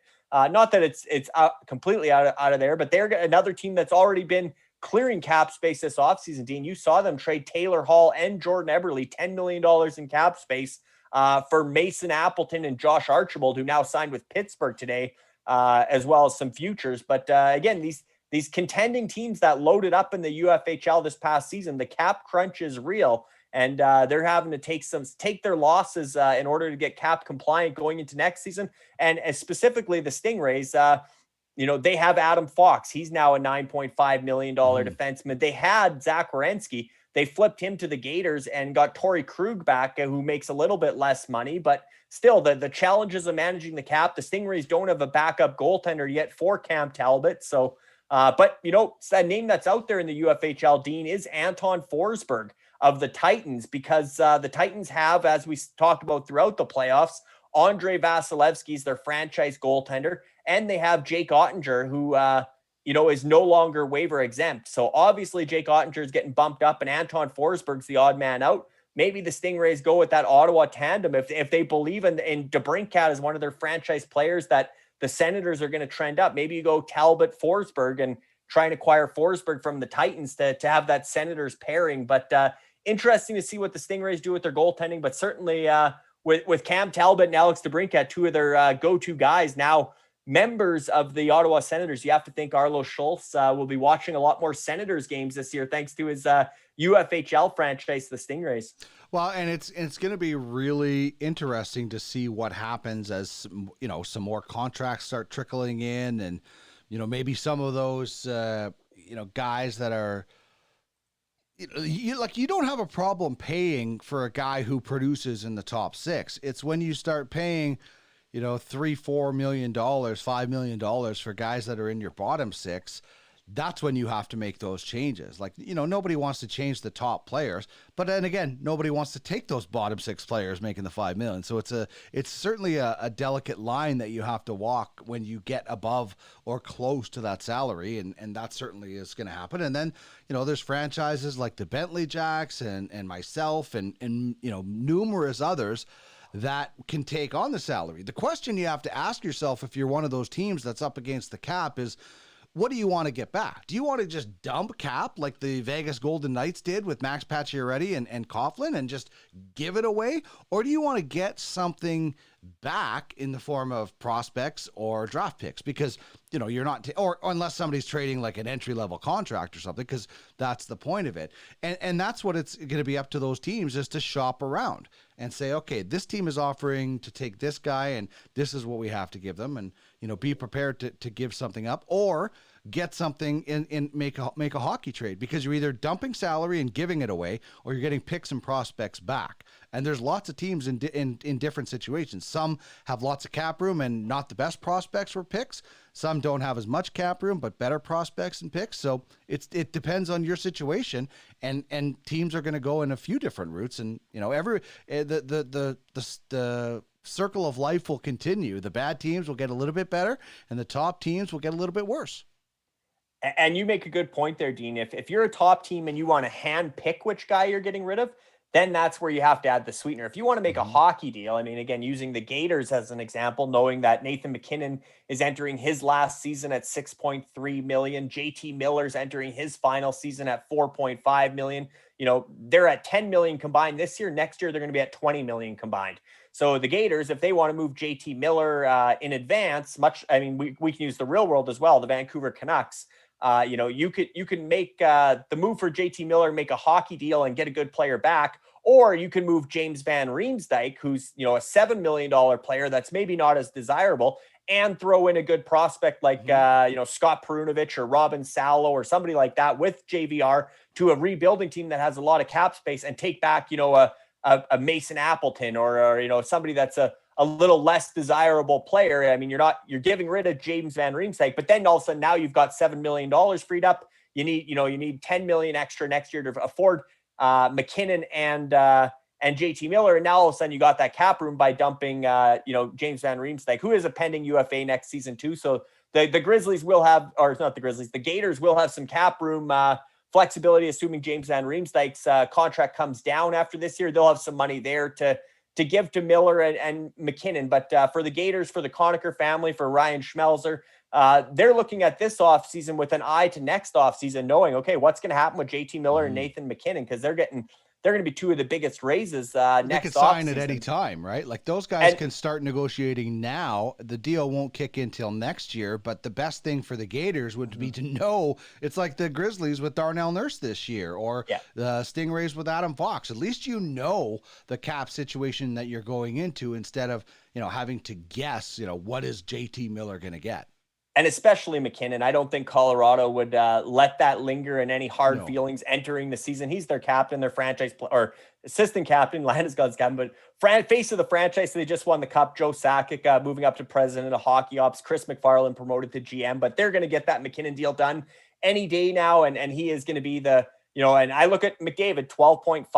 McKinnon's an all, like I said, total. We talked about Jack Campbell being an awesome teammate. So is Nathan McKinnon. He learns from one of the best, and Sidney Crosby, his mentor. Crosby took less to keep a winning team together in Pittsburgh. I think McKinnon will as well, but it's got to at least start with a 10, right? I mean, he should get at least what Austin Matthews and Marner got, like 11.5, but I could see him taking in that 10 to 12 range. I don't think he's eager to be the highest paid player in the league above McDavid, even though he probably could command that now. But yeah, I think McKinnon's going to get that big bump. And I think you're right. I think the Gators will have a full year to plan for that, because I'd be shocked if that contract isn't announced before August 1st, but definitely before the season starts. But the JT Miller one is a trickier one, because Vancouver's probably going to keep him and trade him at the deadline, unless they get blown away by an offer. So for the Gators, they are going to have to probably wait until either the trade deadline, and it's like a sign and trade sort of thing, and then or going into the offseason, which is always so much harder to make any of those kind of plans. But, it's what you have to do. And those guys know that better than anything, because they might have been cap casualties at times at different organizations themselves. Exactly. Yeah. With the real world connections in the UFHL. Now we have the entire Malone family joining us in the Dynasty franchise. Brad Malone, one of our UFFS digital athletes, is now part of the management group there. Obviously Ryan Malone and Greg Malone, the ownership group with the Dynasty franchise. And kind of cool that, Brad Malone, captain of the Bakersfield Condors, just re-signed a new 2-year deal, NHL deal with the Edmonton Oilers. Played in the final round or conference finals with the Oilers in the playoffs. So, but I think it's so cool to have Brad Malone, captain of the Bakersfield Condors, running the Gators, and then running the Dynasty franchise now with Ed Palumbo and Mark Yates and the group there. He's part of that management group. And then division rivals, the Gators, you got captain of the Utica Comets, the New Jersey Devils farm team, Ryan Schmelzer. So you got 2 AHL captains in the real world managing as division rivals in the Ultimate Fantasy Hockey League. So a lot of real world hockey people getting involved with UFF sports and the Ultimate Fantasy Hockey League. And that's such a cool dynamic. But you're right, the cap casualties. And I compare that Miller and Gators situation, Dean, is quite comparable to what the Grizzlies just went through with Nazem Kadri, and how they had to move Jaden Schwartz in advance to know that they'd have that $5 million extra cap room for Kadri if he did go all the way to $10 million. I think Ryan Schmelzer is well aware of the cap implications with JT Miller. He has shopped him, much like the Vancouver Canucks, a couple times since the trade deadline. He was up the offseason. But one thing we know about the Conacher family, Corey and Shane being part of the management group, Dave, the owner, and obviously Corey played with the Tampa Bay Lightning for a number of years, now playing with Bern in Switzerland. But you look at their management group and their experience. And one thing that we know about NHL GMs, Dean, as well as what we're seeing from the Gators management group, patience. I'm sure they've had lots of lowball offers for JT Miller, but they're waiting, just like the Vancouver Canucks, for an offer that's if they're moving JT Miller, it's got to be something that's going to keep the Gators a top 10 franchise going forward, because I don't think they're rebuilding as long as Nathan McKinnon's their franchise player.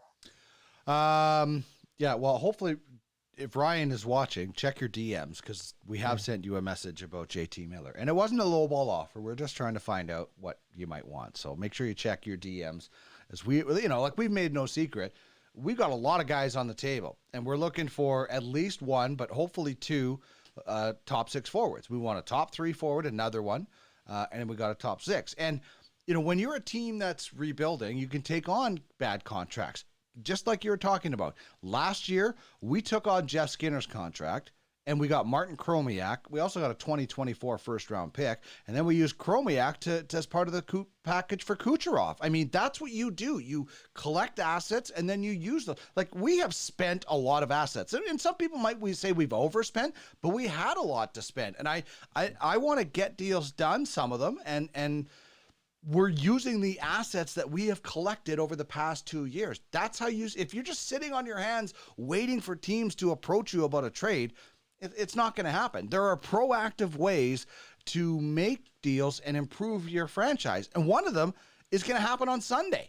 And we're going to see, hopefully, more names added to this list that we have right here of top UFHL free agents in the frenzy. As you mentioned, last year, I was in a hotel room in Brandon last year doing it. It was so much fun. I was bidding on, we bid on Mark Stahl, who we had let go because you weren't sure, and you're allowed to do that. So here's 3 names that will be added, and maybe, hopefully, we see some more.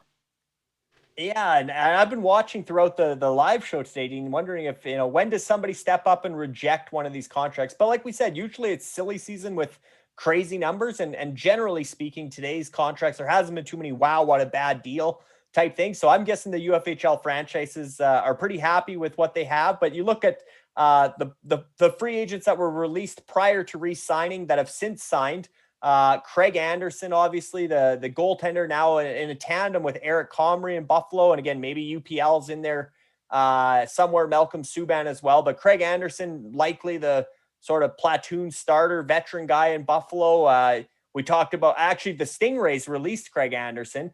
He was their backup to Cam Talbot. Do they bring him back? Like you said, Dean, you can let somebody go to free agency, go to market, and bid to bring them back. So if the Stingrays can't find a fit on the trade market, the Blades of Steel with Ilya Samsonov, they don't have a backup goaltender on an NHL contract. Maybe they look at Craig Anderson for a sort of a 1-year fix at a cheap rate, $1.5 million.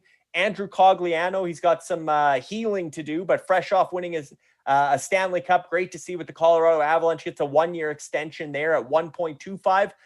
The North Stars released Andrew Cogliano, but certainly there's some franchises that need some forward depth. That's a nice cap hit, 1.25. I would be surprised if he doesn't get some bids. And Nick Cousins, who was just released by the Gators, has signed a 2-year deal, $1.1 million cap hit with Florida. And, I know the Royals love their Panthers. Maybe they'll get another Panther with Nick Cousins now. But I could see these 3 being attractive options.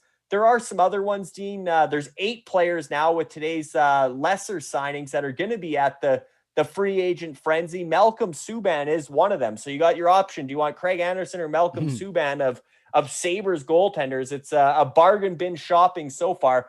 But Connor Carrick also signed a 1-year deal, $750K. The other 4, Malcolm Subban got $850K. The other 4 are all league minimum guys, kind of tweeners. Connor Carrick in Boston, Anthony Bedetto in Florida, and then 2 goaltenders. Lots of goaltenders potentially available in the free agent frenzy. Again, bargain bin type guys. But Alex Stalock, 1 year in Chicago, and Alex Lyon, 1 year in Florida. And again, these are guys that are going to be number 3, 4 on the goaltending depth chart. But in the UFHL, 50-man list, 27-man protected list, 27-man or 23-man active roster. Everything's the same as the NHL. Your goaltender gets injured. You might be wishing you had a Malcolm Subban to call up if he happens to be up in the NHL at the same time. But certainly Craig Anderson, Andrew Cogliano, Nick Cousins are the big names so far. And anybody watching is going, wow, that's waiver wire material in any home league. Here in the Ultimate Fantasy Hockey League, any player that has value in the NHL has value in the UFHL. And those aren't big names. We could see some bigger names added by Sunday. As mentioned last year, Dean, the big names were Philip Deneau, Jamie Oleksiak, Cody Ceci. They were some of the top sellers. We had 25 players last year in the free agent frenzy auction. 19 of them got bids and were sold during that auction. We're at 8 now. with only 3 that are, NHL regular type guys in Anderson, Cogliano, and Cousins. So we'll see what shakes out in the next 24 hours, Dean. There's over 100 signings today. Some of those might get rejected. I know you mentioned Nick Patan. You're still waiting on Phil Kessel, among others. I don't think you're going to reject Phil Kessel because his cap hit's going down and you've budgeted for it, but waiting to see his landing spot. But definitely there will be some others around the league with the cap crunch, as we mentioned. Rather than take a loss or do a buyout or something a year from now, you might just want to cut your losses in that 24-hour window, release them to free agency, and then sit back and enjoy the bidding war. You don't get any revenue from the free agent frenzy auction. 90% goes to the prize pool, 10% to the platform. But certainly you want to see that prize pool get bumped up by some bidding wars. Whereas if you, and this is another strategy, Dean, that some franchises will certainly take, rather than release them now, hang on to them to the waivers, the preseason waiver deadline, especially if they're under that threshold of 1.125 million cap hit, which is the buried threshold. If they're under that, which a lot of these guys we're talking about are, they don't count against the cap when they're on your protected list or in your minors. Only the guys above 1.125 million do. So in a lot of cases, you might, as a franchise, the owner might say, hey, let's hang on to this guy. He's not going to make our active roster. Let's just hang on to him. Let's waive him at preseason waiver deadline. Even if a $25 bid comes in or a $50 bid, whatever the case, 60% of that goes to the franchise that has the player. 30% goes to the prize pool and 10% goes to the platform or the league. Whereas now, if you release them outright, you get no return, 90% to the prize pool versus 60% back to the franchise on waivers. So waivers is a strategy. We'll see. I looked at UFHL sheets this week again, Dean. Across the league, the amount of guys that aren't currently penciled into active rosters, there's close to 100 players that'll have to clear waivers before the season, including some decent names. But the one thing to note there, Dean, is that's not counting for IR. Prior to the waivers deadline, you will be able to place players on the IR. So you look at West Coast Express, they're going to have to waive this guy. Well, they have Brad Marchand on the IR. You look at the Mystics, and actually this is an interesting one. Somebody texted me just a couple minutes ago and said, Seattle's going with 3 goaltenders this year. Well, actually, Dean, Chris Drieger is going to be LTIR. He was hurt at the World Championships playing for Canada and underwent surgery. He's likely out till after Christmas. Yeah. So that's a good break for the Mystics because Jeremy Swayman is no longer waiver exempt. He's waiver eligible, and they have Linus Ullmark. They are shopping Linus Ullmark, but they have the Boston tandem. They can go with Ullmark and Swayman. Well, Chris Drieger will definitely be on LTIR to start the season. So again, there's going to be, as much as it looks like, oh, wow, this guy's going to be available on waivers, a lot of those guys are going to end up on active rosters when the IR spots start filling up. And in the UFHL, Dean, a lot of home leagues, you only get 2 IR spots, or you only get, 3 IR spots. The UFHL mirrors the real world. If you're injured, you're on the IR. So you could have 10 guys on IR and call up all these guys from the protected list before that preseason waivers deadline. But obviously, you have to have proof that they're going to start on the IR in the NHL, that they are actually injured. But I think IR will shake that up across the league as to lowering the number of waiver players from maybe close to 100 back to closer to 50. But there's going to be some decent ways to, throughout the offseason leading up to the preseason roster deadline, there's different ways to acquire talent, especially if you're a franchise that needs to upgrade some spots. Trading is a big one, but also the waivers and the free agent frenzy this Sunday. And then, that waivers deadline's looming after the free agent frenzy because if they don't have room for them, they're either going to trade them or likely lose them and take the 60% return on investment or revenue from that waivers auction. So it'll be interesting to see how franchises manage their way around having an excess of talent and how franchises that have some open spots and are looking to upgrade, how they end up filling those spots throughout the offseason, including the free agent frenzy on Sunday. Well, that's the good thing is when you see a guy like, I don't like bottom 6 guys on long contracts because those guys are so interchangeable. But when you see a guy like Nick Patan, who's not even a regular in the NHL, sign a $750,000 deal, you can just waive that guy. He's probably not going to get picked. If he is, you're getting a little bit of cash. So that's the thing. It's when I think their threshold is like 1.5 million or something like that. So when you're sending a guy down, like we had Michael Kempney in the minors, we picked him up from the Can West Generals last year.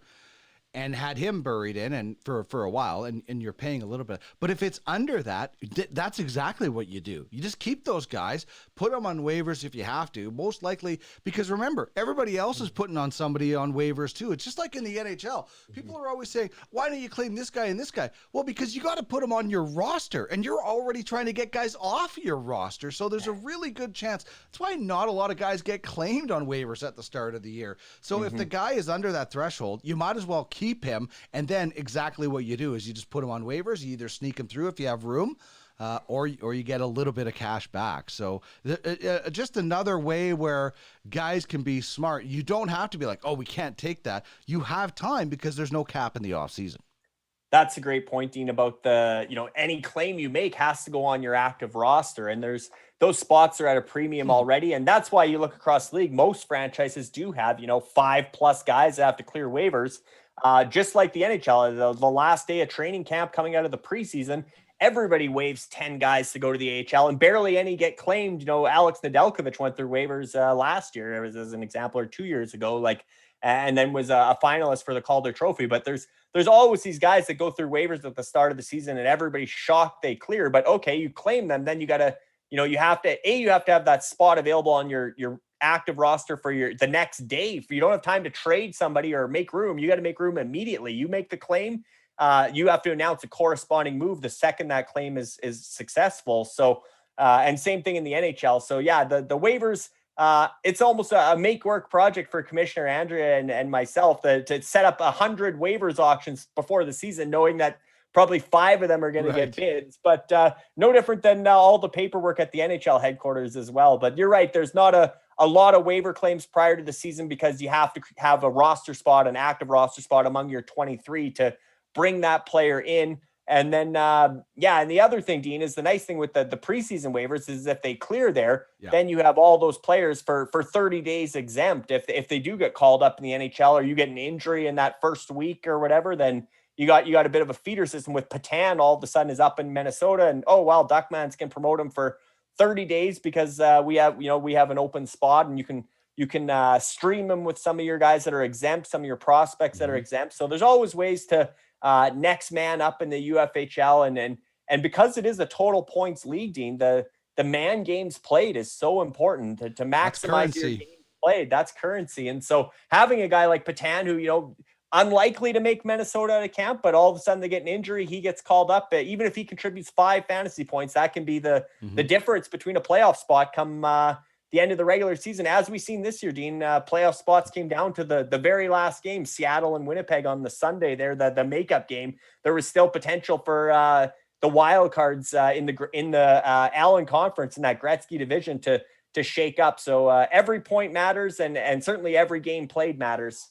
Arturi Lehkonen, 5 years, $22.5 million, $4.5 million per for a guy who just scores conference-winning goals all the time. So he did it in Montreal, he does it in Colorado, puts both of those teams into the Stanley Cup Finals, and he signs a 5-year, $4.5 million. That Robert Thomas deal today was that was a lot.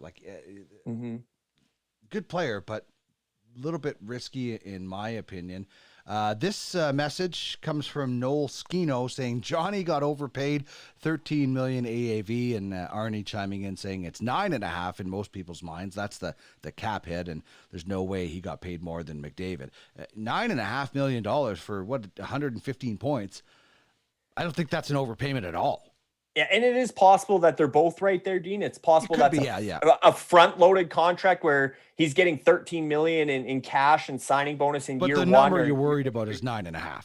Right. For the West Coast Express and even for Columbus, as far as the AAV, the annual average value, as well as the cap hit is the 9.5. That's what matters in a salary cap system, even if you're paying more money up front and less money at the back end of the deal. Actually, those front-loaded contracts are almost better for the NHL teams, because then as his play does start to drop off from a 100-point player to a 50 or 60-point player, if he's down at that 3 or 4 million, even at a $9.5 million cap hit, the owner of the Columbus Blue Jackets is happy. He's not paying him $13 million actual money, actual money later in the contract. So Well, But yeah, look at Evander Kane's contract. It's all signing bonuses. Almost all of yeah. it is signing bonuses. You know, they get a bit of a lump sum of cash. So interesting moves to still come in, as we're mentioning.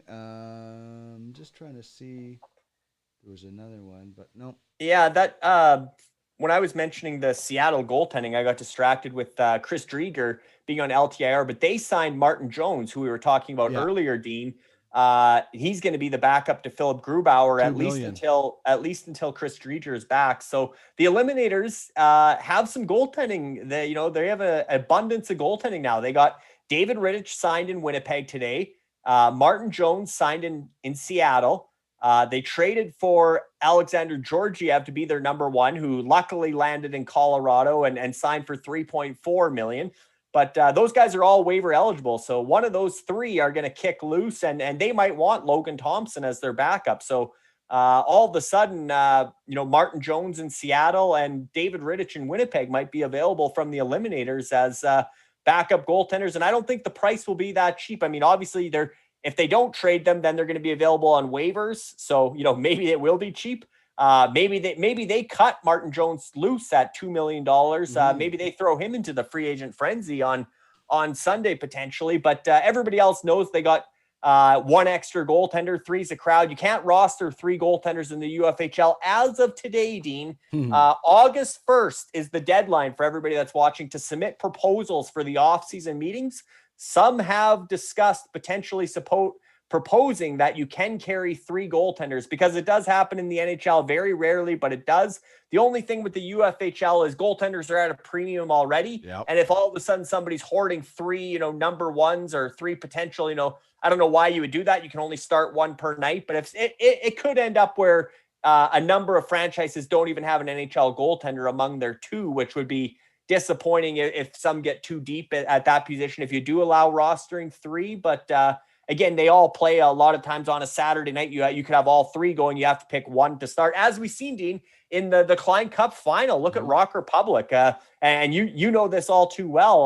Luckily, Duckman's domination helped out in the SCO picks contest and got Darcy Kemper one start, and he pitched a shutout and got you some return on investment there through the leasing payout. But every night they had to choose between Vasilevsky and Kemper, and they went Vasilevsky all but that one night. But again, having three goaltenders doesn't necessarily make sense. But with injuries, certainly you want to have that next man up in goal as well, which you'll see most franchises will have a third stringer that is waiver eligible. As you've seen today, the Edmonton Oilers signed Calvin Pickard. He's going to be number 3 behind Jack Campbell and Stuart Skinner. He's going to have to clear waivers in the preseason, but then you have a guy that can come up and capable goaltender if one of your top two go down. And the UFHL franchises also have that goaltending depth, which maybe ends up being the Eliminators. Maybe if they go Georgiev and Thompson, then they have Martin Jones and David Rittich down on the bench. Although again, there are teams like Blades of Steel, like the Stingrays that only have one goaltender on the roster right now. And they're looking at Jones and Rittich as potential options now with their new homes in Seattle for Jones and Rittich for Winnipeg. All right, let's wrap up today's coverage with a little look back at the entry auction. We were going to do this on Sunday, but you guys put in like hours and hours of work to actually just get the auction off the ground. So kudos to yourself and Andrea and Nathan, and I know Arlo chipped in to help out. So big thanks to you and the work that you did. But let's take a look back at the UFHL. This is the first round, and it was somewhat similar to what happened in the NHL, except Shane Wright didn't drop to number 4, and it was crazy because Shane Wright was the highest bidded player at $10,000. Now, there is some implications there because the Bentley Jacks traded for him from us, or high-level scouting. So there is some implications, but it's not like the Bentley Jacks are owned by the same scout. So while there is only 90% or 90% does go, or only 10% rather goes to the league, there still might be a separate deal between Brennan Kopp and the Bentley Jacks where maybe it's not 90%, but $10,000, that was wild. Yeah, that was a heck of a bidding war. And actually, Dean, what happened there was a bit of a tech glitch, and the Royals had stepped up and selected Shane Wright third overall. They were going to scoop the Bentley Jacks and steal their player, which is allowed, Dean. It's a draft. You win a bid, you take whoever you want.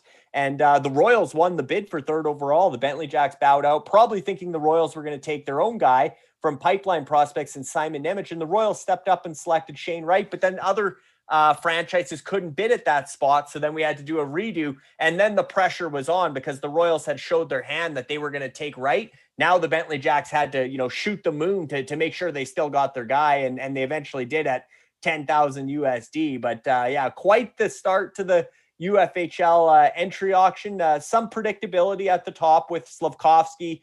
What a shock it was during our NHL draft watch party when we were dumbfounded that Montreal didn't take Shane Wright. But by Sunday, a few days with that settling in and the fact that Pipeline Prospects had Uri Slavkovsky, not a surprise that he went first overall to the Royals, Pipeline Prospects being their affiliated scouting agency. And then Logan Cooley going to Red Army, not a surprise. He had been in the system, recently acquired in the system with Alpine Prospects.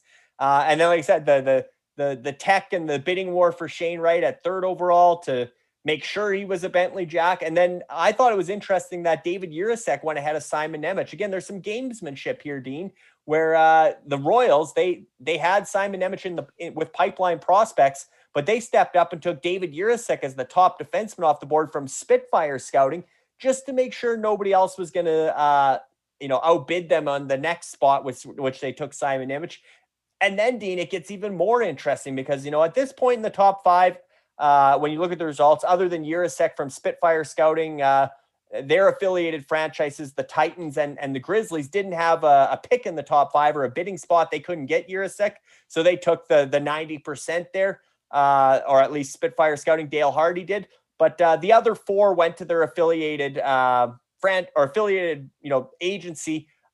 Kind of was a feeder system to the franchise in the top five. But where things got really interesting, Dean, sixth overall and ninth overall, we had some curveballs here because there was quite the bidding war for sixth overall between the Bentley Jacks and the Eliminators. The Eliminators actually entered the bidding at third overall. They passed up a couple times when Wright, Urasek, and Nemec went. And then they decided, okay, sixth overall, we better step up and get our guy. They went up to, I think, 3,000 or 2,900.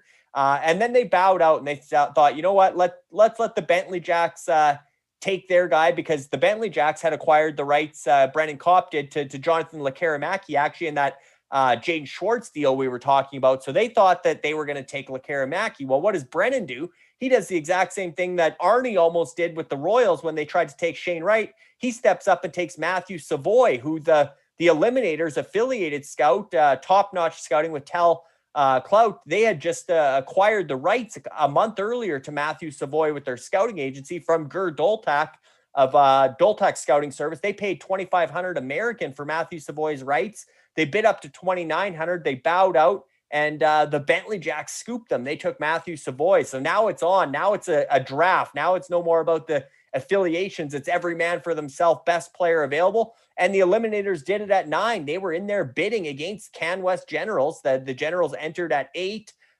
bidding away, and the Eliminators won a bid, and they took Kevin Korchinski, who was property of CanWest Scouting Agency. So there was some scooping here throughout the first round, starting at 6th overall and almost starting at 3rd overall. But interesting to see Savoy going to the Bentley Jacks after outbidding the Eliminators, and also Korchinski then a couple picks later going to the Eliminators after outbidding the CanWest Generals. So, but lots of interesting picks in this first round, Dean. Jagger Firkus, sentimental pick, but a guy at 16th overall to the CanWest Generals that, he was a second round pick for Seattle, 34th overall for the Kraken. He goes twice as high in this draft, but again, a real high octane, high offensive guy that could be great for fantasy and great for the CanWest Generals. And the other one that was quote unquote off the board a little bit was Lane Hudson of the aforementioned Eliminators, 28th overall in the UFHL, first round pick. He was, I believe, 52nd overall to the Montreal Canadiens in the NHL draft. 5'7", 148-pound defenseman that plays a lot like Adam Fox or Torrey Krug. Really exciting player. A lot of franchises had him targeted that came out and said, wow, good pick eliminators. We were getting him at 30 or 32. Like he was going to go higher than 52. Tal, the GM for the Eliminators, I think as high as like 16 or 17, Dean, was saying, hey, you guys, let me win this next one. I'm going off the board. And sure enough, he goes off the board at 28 and takes Lane Hudson. So great pick there. Exciting pick for the Eliminators as well. Like I said, Jagger Firkus was an interesting one for the Generals at 16. But overall, you look at this first round and, Miroshnichenko went a little higher, one spot higher. Brad Lambert, a few spots higher. I think the Crypto Knights got to be very excited that Rutger McGroarty, Dean, dropped to 22. He went 14th overall in the NHL draft to your Winnipeg Jets. He got passed over a few times in the teens, slides down to 22nd, and the Crypto Knights had to win a bidding war, go to almost $1,000 USD to get him. But they had to because he's in Prestige Worldwide. They're a scouting affiliation, and they probably didn't expect him to be there, and he was. So they had to step up and make sure they won that bid. I know the Monarchs were thrilled to get the 10th overall pick in the NHL draft. Pavel Mintyukov at the next spot at 23. Connor Geekie, the 11th overall pick in the NHL draft, goes to the reigning Klein Cup playoff champion Rock Republic at 24. Definitely some variance from the NHL, or even a guy like Gleb Trikozov, Dean, down at 31. A first round pick. The UFHL franchises weren't scared off by the Russian factor. As you see, Danila Yurov at 14th overall to Godfathers, up 10 spots from 24th overall to Minnesota in the NHL. And Gleb Trikozov went to Carolina at the end of the second round that was their first pick of the draft. Carolina at the end of the second round, they took Gleb Trikozov. CanWest Generals, they had a couple reaches with Jagger Firkus and Gleb Trikozov, but guys that are real high upside guys, especially for fantasy, guys that could be a big part of the offense going forward for the CanWest Generals in the Ultimate Fantasy Hockey League. Yeah, it was wild. It was almost as wild as what happened in the NHL with players going higher or lower than you expected, but that happens every year. Just like today was a wild day, and will continue into the night. When we take one more look at kind of that big board that we talk about, and who may or may not be out there. The big name now off of this big board is Johnny Gaudreau, signing in Columbus. Probably the biggest shocker of the day, I'd have to say. But then now Nazem Kadri is licking his chops because his number might have just went up. So if you had to pick, Larry, out of the remaining four guys on this list, who do you think signs first? That's a great question. I really think, John Klingberg's going to make up his mind pretty soon. And I think Andrej Palat as well. I think you're right, Dean. I think Kadri and Kessel could take their time a little bit. There's not somebody very comparable to them necessarily. And they probably got a couple teams they're looking at. I think Klingberg, there's going to be a bit of a bidding war still, a right shot defenseman, offensive guy. I think there's definitely a market there. And I think that the fact that the Dallas reunion could still happen, I think that's very much a possibility if he's willing to go into that $7 million range instead of 8 or 9. If you're putting me on the spot, I'll say John Klingberg's the next guy. I think he could be done still tonight or early tomorrow morning.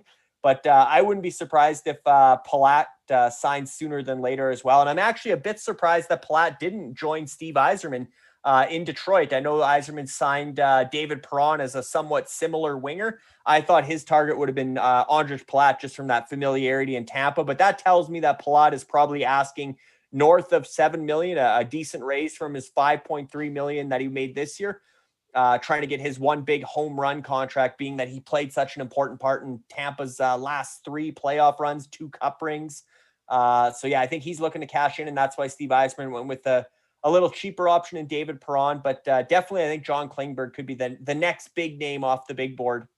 Well, we will wait and see what happens. Of course, a very busy weekend coming up for us because we have the free agent frenzy on Sunday. But there's a whack of other stuff going on over the next little while between the UFBA draft, college football draft, or the entry auction for UFBA, the UFLB entry auction. So lots of stuff going on in the UFFS ecosystem. You'll hear and see a lot of it here on our Twitch channel. Make sure you subscribe, join us. You'll get a notification every time we get on the air. And if you missed any of this, it'll be up on our YouTube channel, UFSN, a little bit later on. This has been a lot of fun again. These two shows have been fun doing this again. I'm looking forward to doing a lot more of this on the UFSN network as we go and we continue to grow. But as always, Larry, I thank you very much for your knowledge, your passion, and your time, and helping us take a look through this free agency, which of course isn't done, but our show is done, and we'll see what happens in the days and hours to come as we continue to shape and reshape the UFHL. Any final thoughts from you tonight? Yeah, Dean, I'm just taking a look at the Dauber hockey contest that we have going for the free agency prediction contest, seeing if anybody else had some interesting hits. As we mentioned, Darcy Kemper to Washington and Jack Campbell to Edmonton were unanimous, 7 for 7. Everybody got it right. Johnny Gaudreau to Columbus, 0 for 7. Nobody got it right. All 7 people weighed in there. 5 out of 7 were bang on with Claude Giroux to Ottawa. But there's a lot of guys out there still that we're waiting to see where they sign. And this predictions contest will go until every player that was predicted has signed. But whoever had the most hits out of their 10 will be the winner. Nobody had Vincent Trocheck to the Rangers. 3 had Pittsburgh and 1 had Detroit. So lots of interesting ones. We talk about Nazem Kadri being the big fish now. You look at the predictions. 3 had him to the Rangers. Well, we know that's probably not happening now that Vincent Trocheck's a Ranger. 1 had him staying in Colorado. That seems somewhat unlikely unless he takes a big discount with Nathan McKinnon's pending extension.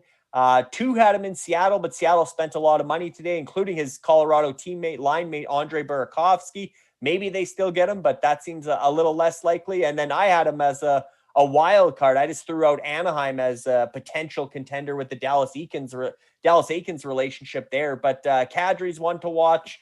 And yeah, again, Dauber hockey, whoever gets the most hits out of 10 will get the fantasy hockey guide that'll be available on August 14th. Excited about the new partnership with Dauber hockey. And like you said, Dean, always a lot of fun covering free agency, covering the draft. This is the busy season. Usually this is Canada Day, right?